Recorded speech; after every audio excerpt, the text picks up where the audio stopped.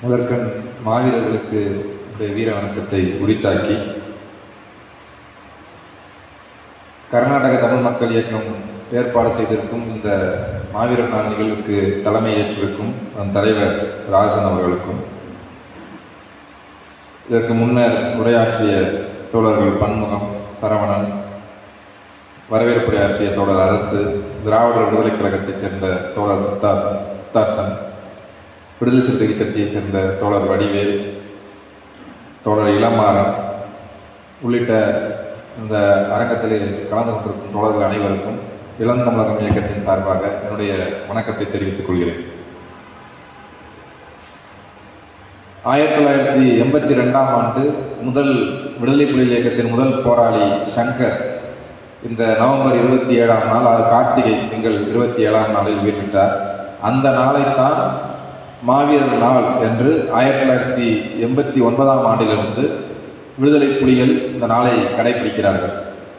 அப்போது விடுதலை புலிகளின் தலைவர் பிரபாகரன் சொன்ன காரணம், ஏன் நாங்கள் இந்த மாவீரர் நாளை கடைபிடிக்கிறோம், ஒரு நாளில் கொல்லப்பட்ட அதாவது உயிர்விட்ட உயிரீகம் செய்த மாவீரர்கள் அனைவரையும் ஏன் நாங்கள் நினைவு கூறுகிறோம் என்றால், தமிழ் மக்களிடம் ஒரு பழக்கம் இருக்கிறது. அவர்கள் தலைவர்களை நினைவு கூறுவார்கள், தளபதிகளை நினைவு கூறுவார்கள், சாதாரண போராளிகளை மறந்து விடுவார்களோ என்ற அவர்களிடம் ஒரு சுபாவம், ஒரு பழக்கம் இருக்கிறது.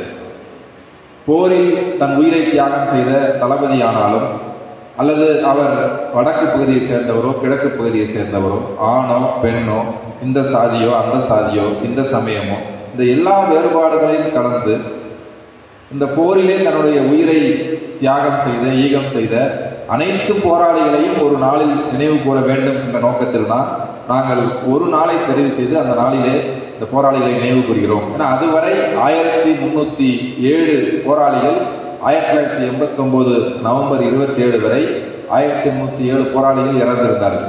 அந்த போராளிகளை தனித்தனியாக நினைவு கூறும் பழக்கம் அவர்களுக்கு இருந்தது. அதை மாற்றி ஒரு நாளில் எல்லோரையும் நினைவு கூறுவதால் இந்த நாள் தெரிவு செய்யப்பட்டது. இந்த போராளிகளுக்கிடையே மேல் கீழ் என்ற வேறுபாடு இல்லாமல் ஒரு சமத்துவத்தை கடைபிடிக்க வேண்டும் என்ற நோக்கம் அதில் இருந்தது. அதை அவர் முதல் மாவீரர் நாள் உரையில் தலைவர் பிரபாகரன் அதை சொல்லியிருந்தார். இன்றைய ஒரு கால சூழலில் அதாவது இன்று இந்த அங்காடி சந்தை தான் கடவுள். சந்தைக்கு வரக்கூடிய இந்த பண்டங்களை நுகரும் அளவுக்கு தான் இந்த மனிதருக்கு மதிப்பு. மனிதர்களுடைய மதிப்பு எங்கு தங்கி இருக்கிறது என்றால், அவர்கள் சந்தைக்கு வரக்கூடிய பொருட்களை வாங்கி நுகர்பவர்கள், நாமெல்லாம் நுகர்வோர்.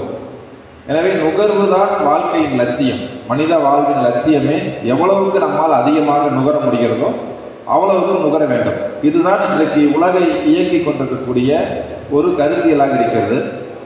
அப்போ இந்த கருத்தியலுக்கு ஏற்ப, இதுதான் வாழ்வின் லட்சியம் என்பதற்கேற்ப இன்றைக்கு இருக்கக்கூடிய வல்லரசிய உலக ஒழுங்கு நம்முடைய சிந்தனையை வடிவமைக்கிறது, நம்முடைய ரசனையை வடிவமைக்கிறது. இந்த பின்னணியில் தேசம், விடுதலை, மக்கள், ஈகம், விலை கொடுத்தல், உயிரை கொலையாக கொடுத்தல், இவையெல்லாம் கேலிக்குரியதாக மாற்றப்பட்டிருக்கக்கூடிய ஒரு காலப்பகுதியில் தான் நாம் வாழ்ந்து கொண்டிருக்கிறோம். இதற்கிடையே தான் பாலஸ்தீனர்கள் கடந்த அக்டோபர் 7 பார்த்தோம்னா 15,000க்கும் மேற்பட்ட பாலஸ்தீனர்கள் கொல்லப்பட்டிருக்கிறார்கள். இதுக்கிடையே தான் பாலஸ்தீன தேச விடுதலைக்காக மக்கள் போராடி கொண்டிருக்கிறார்கள். இதற்கிடையே தான் நாம் தங்களுடைய உயிரை ஈகம் செய்த அந்த மாவீரர்களை நினைவு கூறுகிறோம். ஒரு பக்கம் இவற்றையெல்லாம் கேலி பொருளாக்கக்கூடிய வாழ்வின் லட்சியமே நுகர்வு, உன்னை பற்றி மட்டும் யோசி, உன்னுடைய குறுகிய ஆயுட்காலத்தில் எவ்வளவு நுகர முடியுமோ அதை செய்வதுதான் வாழ்க்கை என்ற ஒரு கருத்துருவாக்கம் ஒரு சுனாமி போல நடந்து கொண்டிருக்கிறது. இன்னொரு முனையில் தேச விடுதலைகள் ஓய்ந்து விடவில்லை என்று அறிவித்தபடி பாலஸ்தீனர்கள் போராடி கொண்டிருக்கிறார்கள். நாமும் இந்த ஈகங்களை மறந்துவிடவில்லை என்று நாமும் இந்த நிகழ்வுகளை நினைவு கூர்ந்து கொண்டிருக்கிறோம். இந்த மாவீரர்கள் தங்களுடைய தேச விடுதலைக்காக தேசத்தின் பெயரால் அவர்கள் இந்த உயிரை கொடுத்தார்கள். தேசம் என்று சொன்னால் அது முதலாவது அர்த்தத்தில் மண்ணும் மக்களும். அது இன்றைக்கு சூழலியல் பிரச்சனைகள்லாம் விரிந்து வந்த ஒரு காலப்பகுதியில் தேசம் என்று சொன்னால் மண்ணும் மக்களும், அந்த மண்ணோடு பிணைக்கப்பட்ட மரம், செடி, கொடி, ஆடு, மாடு, விலங்குகள், ஆறு, கடல், மலை, இவை எல்லாம் சேர்ந்தது தான் தேசம். இவை எல்லாவற்றையும் பாதுகாக்கக்கூடிய, இவை எல்லாவற்றையும் இந்த சூழலோடு பொருந்தி போயிருக்கக்கூடிய இந்த வாழ்வை பாதுகாக்கக்கூடிய ஒரு அரசியலாகத்தான் தேசிய அரசியலை நாம் இன்று முன்னெடுக்க வேண்டியவர்களாக இருக்கிறோம். ஆனால் இது எல்லாவற்றுக்கும் அடிப்படையாக இருப்பது ஒரு பாலைவனத்திலோ அல்லது ஒரு பனி படர்ந்த ஒரு இடத்திலோ நாம் மனிதர்கள் வாழ முடியாது. மனிதர்கள் வாழ்வதோடு பொருந்தியதுதான் ஒரு தேசம். இப்போ இங்கு மக்களை இந்த தேசத்தின் பெயரால் உயிரை கொடுத்தார்கள் என்றால் மக்களின் பெயரால் உயிரை கொடுத்தார்கள். அவர்கள் தங்களுடைய ஒரு விருப்பு வெறுப்புகள், வாழ்க்கையுடைய ஒரு வாழ்க்கை மீதான பற்று, தங்களுடைய பாச பிணைப்புகள், காதல் இன்பங்கள் எல்லாவற்றையும் பின்னுக்கு தள்ளி மக்களை முதன்மைப்படுத்தினார்கள். மக்களை முதன்மைப்படுத்தி மக்களின் பெயரால் தங்களுடைய உயிரை கொடுத்தார்கள். இந்த இடத்தில் ஒருவேளை மாவீரர்களிடமிருந்து நாம் பெறக்கூடிய ஒரு செய்தி அல்லது மாவீரர்கள் நமக்கு இடக்கூடிய கட்டளை என்று ஒன்று இருக்குமாயின் அது மக்களை முதன்மைப்படுத்துங்கள், மக்களுடைய விடுதலையை, மக்களுடைய ஒரு வேட்கைகளை, அபிலாசைகளை, மக்களுடைய விருப்பத்தை, மக்களுடைய மகிழ்ச்சியை, மக்களுடைய தன்மானத்தை, மக்களுடைய ஒரு கௌரவத்தை, மக்களுடைய தலைநிமிர்வை, இதை முதன்மைப்படுத்துங்கள் என்பதுதான் நமக்கு மாவீரர்கள் இடக்கூடிய கட்டளையாக இருக்கும். நம்முடைய அரசியல் தீர்மானங்களை நாம் எடுக்கும் பொழுது, அரசியல் முடிவுகளை எடுக்கும் பொழுது, அல்லது ஒன்றை ஆய்வு செய்ய புறப்படும் பொழுது நாம் எப்போதும் மக்களை முதன்மைப்படுத்துகிறோமா என்ற ஒரு கேள்வியை எழுப்ப வேண்டியவர்களாக இருக்கிறோம். இப்போ இந்த மாவீரர்கள், இந்த போராட்டம் 1980களில் ஒரு ஏற்கனவே தோழர் சொன்னது போல அதற்கு முன்பு தந்தை செல்வநாயகன் தலைமையில் ஒரு அமைதி வழி போராட்டமாக இருந்தது. 1976 தமிழகத்தை விட்டால் வேறு வழி இல்லை என்று வட்டுக்கோட்டையில் ஒரு தீர்மானம் நிறைவேற்றப்பட்டது. அந்த தீர்மானத்தை மக்கள் முன்பு முன்வைத்து இந்த தீர்மானத்தை ஏற்றுக்கொள்வீர்களானால் எங்களுக்கு வாக்களியுங்கள் என்று 1977 நடந்த தேர்தலில் மக்கள் அந்த தீர்மானத்திற்கு ஆதரவாக வாக்களித்தார்கள். அதுதான் மக்கள் கொடுத்த கட்டளை. அந்த கட்டளையை ஏந்தி கொண்டுதான் இந்த இளைஞர்கள் ஆயுத போராட்டத்தை அல்லது கருவி போராட்டத்தை முன்னெடுத்தார்கள். இப்போ 1980களில் தொடங்கிய இந்த கருவி போராட்டம் ஒரு பெரிய அலை போல எடுத்து விழுந்திருக்கிறது. 2009 இந்த கருவி போராட்டம் ஒரு பேரழிவை, ஒரு மிகப்பெரிய தோல்வியை சந்தித்து ஒரு முடிவுக்கு வந்திருக்கிறது. 1980 90 என்பது ஒரு பனிப்போர் காலப்பகுதி. அது அமெரிக்கா ஒரு முகாமாகவும் ரஷ்யா ஒரு முகாமாகவும் இருந்த ஒரு பனிப்போர் காலம். அந்த காலத்திலும் ஏராளமான போராளிகள் உயிரை பெற்றிருக்கிறார்கள். 1990 சோவியத் வீழ்ச்சி அடைந்து வருகிறது. 1990 2001 இரட்டை கோபுர தாக்குதல், இதுவரையான அந்த 10 ஆண்டு காலம் என்பது கிட்டத்தட்ட ஒரு ஒற்றை மைய பனிப்போருக்கு பின்னான காலம். அமெரிக்க தலைமையிலான உலகம் ஒரு ஒற்றை மைய உலகம், பனிப்போருக்கு பின்னான காலம். இந்த காலப்பகுதியிலும் இந்த மாவீரர்கள் உயிரை கொடுத்திருக்கிறார்கள். 2001 2009 வரையான இரட்டை கோபுர தாக்குதலுக்கு பின்னான ஒரு உலக சூழல், இதை பனிப்போருக்கு பின்னான காலம் என்று வரையறுக்கிறார்கள். இப்போ இந்த காலப்பகுதியிலும் மாவீரர்கள் உயிரை கொடுத்திருக்கிறார்கள். இந்த 3 உலகளாவிய சூழலில் 3 வெவ்வேறு காலப்பகுதிகளில் இந்த போராட்டம் பயணித்து அதில் 1990களில் மிகப்பெரிய ஒரு வானளாவிய வெற்றியை சந்தித்து 2000 ஆண்டின் அந்த முதல் 10 ஆண்டில் அதலபாதாள தோல்வியோடு இது முடிவுக்கு வந்திருக்கிறது. எனவே இந்த 30 ஆண்டுகால ஆயுத போராட்டத்தில் எதிரியார் சிங்கள பௌத்த பேரினவாதம், சிங்கள அரசு, போராடியவர்கள் யார்? தமிழர்கள். எனவே இந்த பகை குளம் எதிரியோ அல்லது களமோ மாறவில்லை. இந்த 3-10 ஆண்டுகளில் மாறியது என்ன? 3-10 ஆண்டுகளில் மாறியது உலக சூழல். இந்த உலக சூழலில் ஏற்பட்ட மாற்றங்களை நாம் உள்வாங்கிக் கொண்டு அதற்கு பொருந்தி போவதுதான் ஒரு காலம் இடக்கூடிய வரம்பு. அப்ப இந்த போராட்டத்தில் ஒரு சிறிய ஒரு இனம் ஈழத்தமிழர்கள் என்பது, நாம் இங்கே 8 கோடி இருக்கோம். அங்கே இன்னைக்கு 24 லட்சம் பேர் இருக்காங்க. அன்னைக்கு போராட்டம் தொடங்கிய போது 35 லட்சம் பேர் இருந்தாங்க. ஒரு சின்னஞ்சிறிய இனம் மிக அளவுக்கு அதிகமான ஒரு உயிர் ஈகத்தை செய்து இந்த விடுதலை போராட்டத்தை நடந்திருக்கிறது. இவ்வளவு ஒரு பெரிய ஈகத்தை செய்தும் ஏன் அவர்களால் வெற்றியின் நிழலில் இழைப்பாற முடியவில்லை? ஏன் இவ்வளவு அளப்பரிய தியாகத்தை செய்து இந்த போராட்டம், அதாவது இரட்டை கோபுரத்தில் அந்த இரட்டை கோபுர கட்டிடம், அமெரிக்காவில் அந்த கட்டடம் இரட்டை கோபுர கட்டிடம் இடிந்து விழுந்ததில் இருந்து அதோடைய ஒரு துணை கதையாக 2009 ஆண்டு முள்ளிவாய்க்காலில் ஈழ விடுதலை போராட்டம் இடிந்து நொறுங்கியது. அந்த இடத்தில் அது வெடித்து சிதறடிக்கப்பட்டது. அதோடைய ஒரு கிளை கதையாக இது நடந்து முடிந்தது. 2001 இரட்டை கோபுர தாக்குதலுக்கு பிறகு விடுதலை போராட்டங்களை பயங்கரவாதத்திற்கு எதிரான போர் என்று முத்திரையிட்டு அவற்றை ஒரு தனிமைப்படுத்தி ஒடுக்கக்கூடிய ஒரு உலகளாவிய போக்கு எழுந்தது. அதன் ஒரு பகுதியாகத்தான், அதாவது இப்படி சொல்லணும்னா உங்களுக்கு 2001 இரட்டை கோபுர தாக்குதலுக்கு பிறகு சதாம் ஹுசேனின் தலை உருண்டது, கடாஃபியின் தலை உருண்டது. 2011 ஒசாமா பின் லாடனின் தலை உருண்டது. அந்த வாள் வீச்சின் இடையே நம்முடைய தலையும் உருண்டது. இது அந்த வாள் அமெரிக்கா வீசிய, அதாவது உலக ஏகாதிபத்திய வல்லரசுகள் வீசிய அந்த வாளில் நாம் இடையே சிக்குண்டோம், மாட்டிக்கொண்டோம்.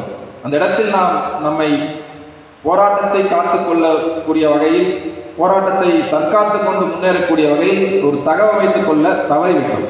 அப்ப நமக்கு என்ன, 2008 நவம்பர் 27 தான் கடைசியாக மாவீரர் நாளில் தலைவர் பிரபாகரன் உரையாற்றிய ஆண்டு. 2009 அது நடக்கவில்லை. இதோ இந்த மாவீரர் நாளோடு பார்த்தால் 15 மாவீரர் நாட்கள் தலைவர் பிரபாகரனின் உரை இல்லாமல் 15 மாவீரர் நாட்கள் கடந்து சென்றுள்ளன. 15 ஆண்டுகள் கடந்து சென்றுள்ளன.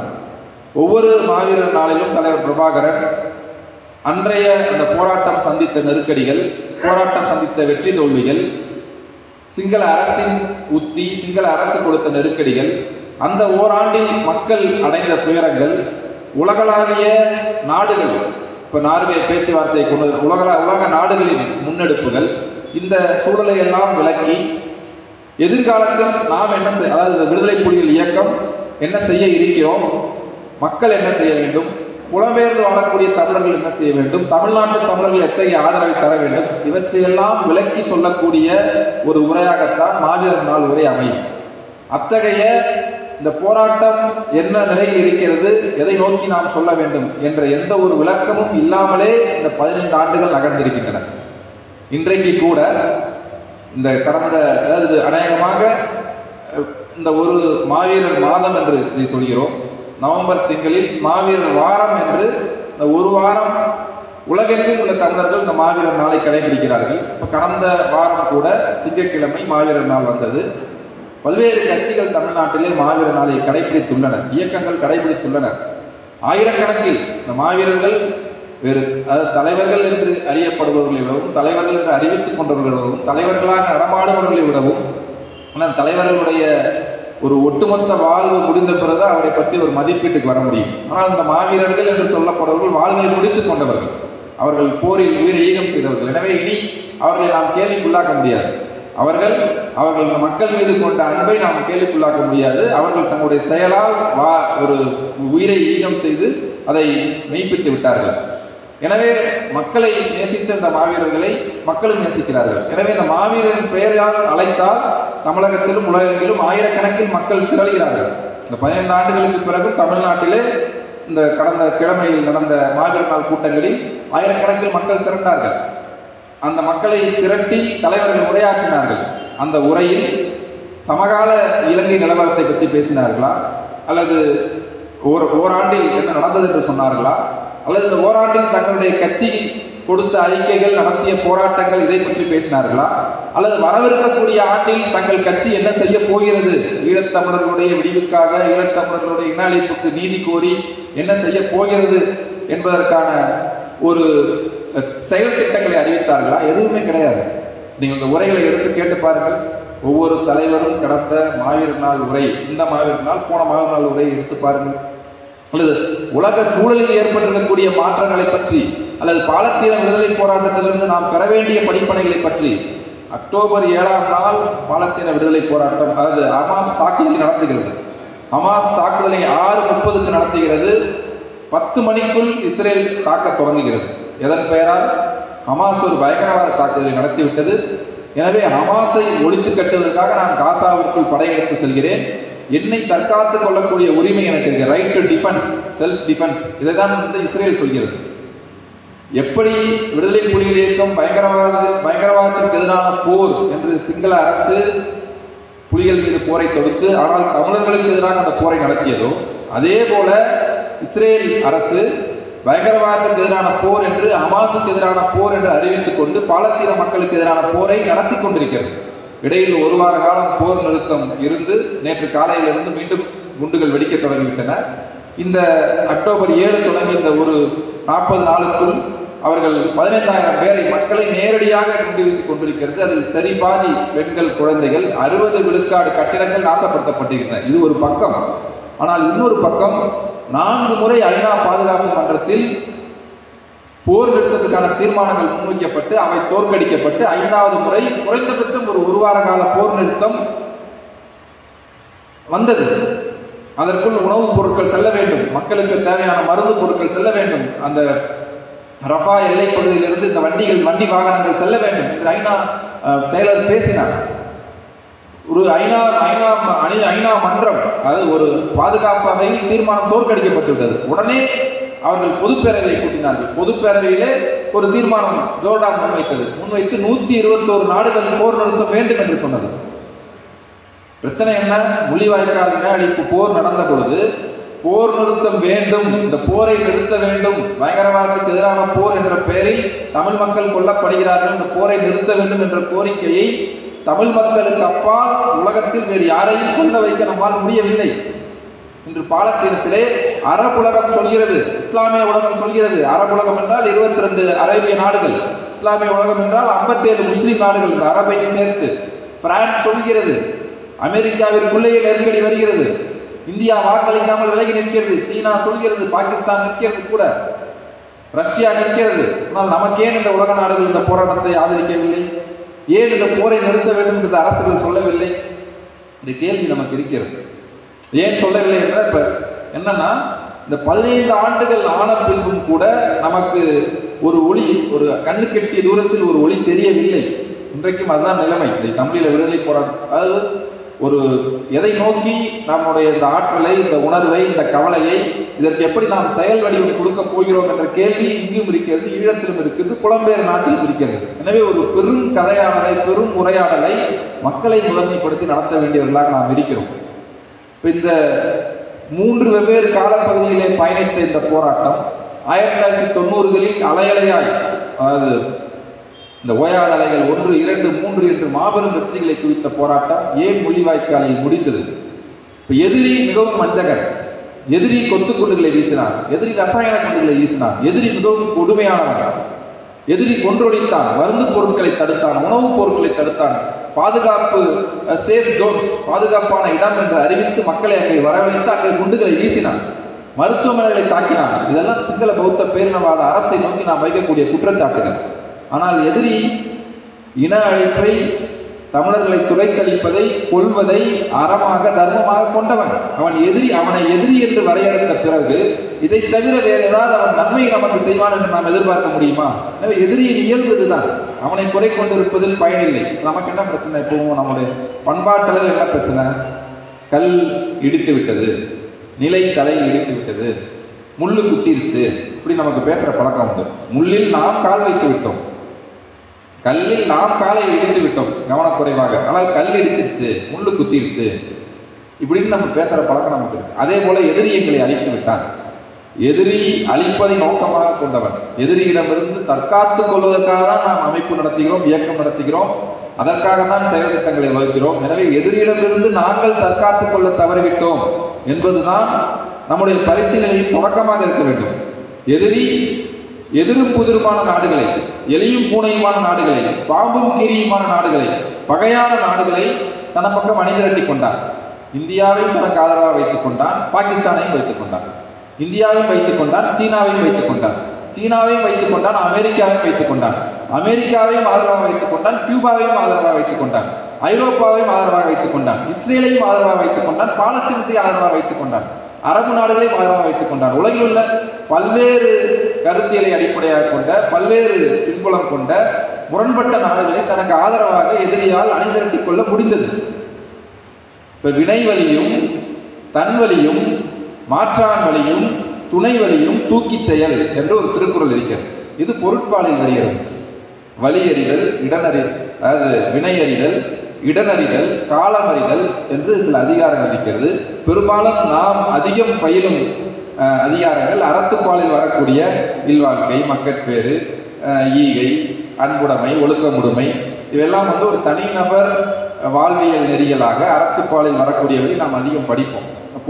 பொருட்பால் அதிகம், பொருட்பாலில் கூட கல்வி, கல்லாமை, அறிவுடைமை இதெல்லாம் படிக்கிறது உண்டு. ஆனால் இந்த பகுதிகளையும் படிப்பதில்லை. இந்த பகுதி முழுக்க, அதாவது இந்த இடம் அறிதல், காலம் அறிதல்லாம் போருக்கு போவது, இந்த மன்னர் போருக்கு போவது பற்றியதான். அன்றைய, அதாவது கவியுள்ளம் காண்டிலம் இந்த பாரதி சொல்வது போல, அன்றைக்கு திருவள்ளுவர் அன்றைக்கு இருந்த மன்னராட்சி காலப்பகுதியில் ஒரு மன்னன் போருக்கு செல்வது தொடர்பாக எழுதப்பட்ட அதிகாரங்கள் தான் அது பொருட்பாலில் வருகிறது. இன்றைக்கு நம்ம அதை சமகாலத்தில் ஒரு நிர்வாகம் சம்பந்தப்பட்ட விவகாரமாக நாம் பொருத்தி பார்க்கலாம். நமக்கு இப்போது உள்ள பிரச்சனை போர் சம்பந்தப்பட்டதுதான். ஒரு விடுதலை போராட்டம், போர், இந்த போருக்கு சென்றது சம்பந்தமாக எதிரி பலரையும் தன் பக்கம் அணிதிரண்டி கொண்டு வந்த ஒரு நேரத்தில் அவன் வெளிநாட்டில் மட்டுமல்ல, உள்நாட்டில் அவன் மகிந்த ராஜபக்சே பார்த்தா ரணில் விக்ரமசிங்கேவையும் திரட்டி கொண்டான், ஜேவிபியும் கூட வைத்துக் கொண்டான், சந்திரிகாவையும் கூட வைத்துக் கொண்டான், மலையக தமிழர்களின் தொண்டைமானையும் கூட வைத்துக் கொண்டான், முஸ்லீம் கட்சிகள், தமிழர்களே முஸ்லீம் கட்சிகளை கூட வைத்துக் கொண்டான், தமிழர்களையே பிளந்து கருணாவையும் கூட வைத்துக் கொண்டான். உள்நாட்டிலும் மிகப்பெரிய அணிசேர்க்கையை வைத்துக் கொண்டான், வெளிநாட்டிலும் மிகப்பெரிய அணிசேர்க்கையை வைத்துக் கொண்டான், உள்நாட்டிலும் வெளிநாட்டிலும் தனித்து விடப்பட்டவர்களாக தமிழீழ விடுதலை புலிகள் இருந்தார்கள். இதுதான் அன்னைக்கு இருந்த ஒரு கலநிறுவனம். அப்ப இவர்கள் 30, நமக்கு என்ன ஒரு பேச்சு இருக்கு, சினிமாவில் கூட டைலாக் வருது, 30 நாடுகள் சேர்ந்து எங்களை தோற்கடித்து விட்டார்கள், நாங்கள் வீரத்தில் சளைத்தவர்கள் இல்லை. வீரத்தில் சளைத்தவர்கள் இல்லை என்பதல்ல விஷயம். ஏனென்றால் மனிதனே ஒரு ஒரு ஒரு அறிவு பிராணி தான். மனிதனை விட யானை பெரியது, அதோடைய புஜ பலாக்கிரமத்தில் யானை பெரியது. மனிதனை விட கூர்மையான பற்கள், நகங்களை கொண்டதுதான் சிங்கம், மனிதனை புலி, இது போன்ற விலங்குகள். இந்த விலங்குகளெல்லாம் அந்த அளவுக்கு கூர்மையான பற்களையோ நகங்களையோ கொண்டிராத, அந்த அளவுக்கு பெரிய உருவத்தை கொண்டிராத மனிதன் கட்டுப்படுத்தி கொண்டிருக்கிறான். மனிதன் தன்னுடைய அறிவால் அவற்றை கட்டுப்படுத்தி கொண்டிருக்கிறான். மனிதன் அவனளவிலேயே ஒரு உழைப்பிலிருந்து அறிவை பெறுகிறான். அவனளவிலே ஒரு அறிவு பிராணி. புஜ பலாக்கிரமத்தால் அவன் உலகத்தை கட்டுப்படுத்திக் கொள்ள இல்லை. எனவே புஜ பலாக்கிரமத்தின் சகாப்தம் என்பது கிட்டத்தட்ட உலகில் முடிந்துவிட்டது. இது ஒரு அறிவின் சகாப்தம். எனவே நாங்கள் வீரத்தில் சளைத்தவர்கள் இல்லை, 30 நாடுகள் சேர்ந்து எங்களை தோற்கடித்து விட்டார்கள் என்று சொல்வதில் எந்த பெருமையோ எந்த பயனோ இல்லை. இந்த 30 நாடுகளை, ஒரு கியூபா மீதான தடையை நீக்க வேண்டும் என்று உலகத்தில் அதிகமான நாடுகள் வாக்களிக்கின்றன. அப்பேற்பட்ட கியூபாவை கூட நமக்கு ஆதரவாகவோ அல்லது நமக்கு எதிராக செல்லாமலோ, இந்த அரசியலில் எதிரிகளை உற்பத்தி செய்யும் எந்திரமாக நம்முடைய அரசியல் உத்திகள் இருக்கக்கூடாது. நண்பர்களை அதிகம் திரட்ட வேண்டியவர்களாக நாம் இருக்க வேண்டும். யாரை நண்பராக்கி கொள்ள வேண்டும் என்று தெரிய வேண்டும், யாரை எதிரி ஆக்கி கொள்ளக்கூடாது என்பதும் தெரிய வேண்டும். தேவையில்லாம யாரை நம்ம எதிரி ஆக்கிடக்கூடாது. குறைந்தபட்சம் அவர்களை ஒரு நல்லிஃபை பண்றது, அவர்களை செயலிழக்க செய்து நமக்கு எதிராக போகாத ஒரு நிலையை எடுத்து வைக்க சொல்ல, நண்பராக இல்லாவிட்டாலும் எனக்கு எதிரியாக ஆகாத ஒரு நிலையில் நிறுத்த வேண்டும். இதெல்லாம் அரசியலில் வெவ்வேறு உத்திகள். அப்ப இந்த இடத்தில் நமக்கு நண்பர்களை திரட்டுவதிலே, நமக்கு எதிரிகளை குறைப்பதிலே அல்லது எதிராக செல்லக்கூடியவர்களை செயலிழக்க செய்வதிலெல்லாம் நாம் தோல்வி கண்டிருக்கிறோம். எனவே இந்த முள்ளிவாய்க்கால் தரக்கூடிய இந்த மிகப்பெரிய படிப்பினை என்னவென்றால், எந்த ஒரு அரசும் நமக்கு ஆதரவாக இல்லாத ஒரு நிலைமைதான் இந்த ஒரு பேரழிவுக்கு இட்டு சென்றது. அதற்கான வரைபடம் அந்த இடத்தில் தான் தொடங்குது. அது கிட்டத்தட்ட நார்வேயோடு ஒரு பேச்சுவார்த்தைக்கு போய் ஒரு டிஃபாக்டோ ஸ்டேட், கிட்டத்தட்ட ஒரு மெய்நடப்பில் அரசு, பாலஸ்தீனத்தை பொறுத்தவரை அது ஒரு அரை அரசு. அதுக்கு ஒரு ஐநாவில் அப்சர்வர் ஸ்டேட்டஸ் கொடுத்திருக்கிறார்கள். ஒரு பார்வையாளராக இருக்கலாம், அது ஒரு அரை அரசு. அது இன்னொரு முழு அரசு ஆக வேண்டியது அதோடைய எஞ்சி இருப்பது. ஈழத்தை பொறுத்தவரை மெய் நடப்பில் அது ஒரு அரசு, டிஃபாக்டோ ஸ்டேட். டிஜியூ ஸ்டேட் என்றால் சட்டப்படி அது அரசு. சட்டப்படி தமிழீழம் என்று ஒரு அரசாக இல்லை. ஆனால் விடுதலை புலிகள் மெய் நடப்பில் ஒரு அரசை நடத்தி கொண்டிருந்தார்கள். எனவே அவர்கள் ஒரு தரப்பில் சிங்கள அரசும் இன்னொரு தரப்பில் தமிழீழ விடுதலை புலிகளும் ஒரு பன்னாட்டு அரங்கில் ஒரு 3வது அனுசரணையாளருடைய ஒரு முயற்சியில் பேச்சுவார்த்தைக்கு போனார்கள், மேசையில் இருந்தார்கள். இந்த 2001 தொடங்க அந்த நூற்றாண்டின் முதல் ஆண்டு, அந்த 10வது ஆண்டின் முதல் ஆண்டு தொடங்கும் பொழுது சரிசமமாக ஒரு பக்கம் இலங்கை அரசும் இன்னொரு பக்கம் புலிகளும் இருந்துதான் தொடங்கியது. ஆனால் அந்த 10வது ஆண்டு முடியும் பொழுது அவன் அரசாகவும் இவர்கள் பயங்கரவாத இயக்கமாகவும் முத்திரையிடப்பட்டு அழிவில் முடிந்தது. இந்த 10 ஆண்டுகளில் தான் அந்த மாற்றம் நடந்திருக்கு. தொடங்கும் போது இருந்த சமநிலையும் முடியும் போது அது இல்லை. இதை தான் நாம் கருதி பார்க்க வேண்டியவர்களாக இருக்கிறோம். இப்ப இந்த இடத்தில் நின்று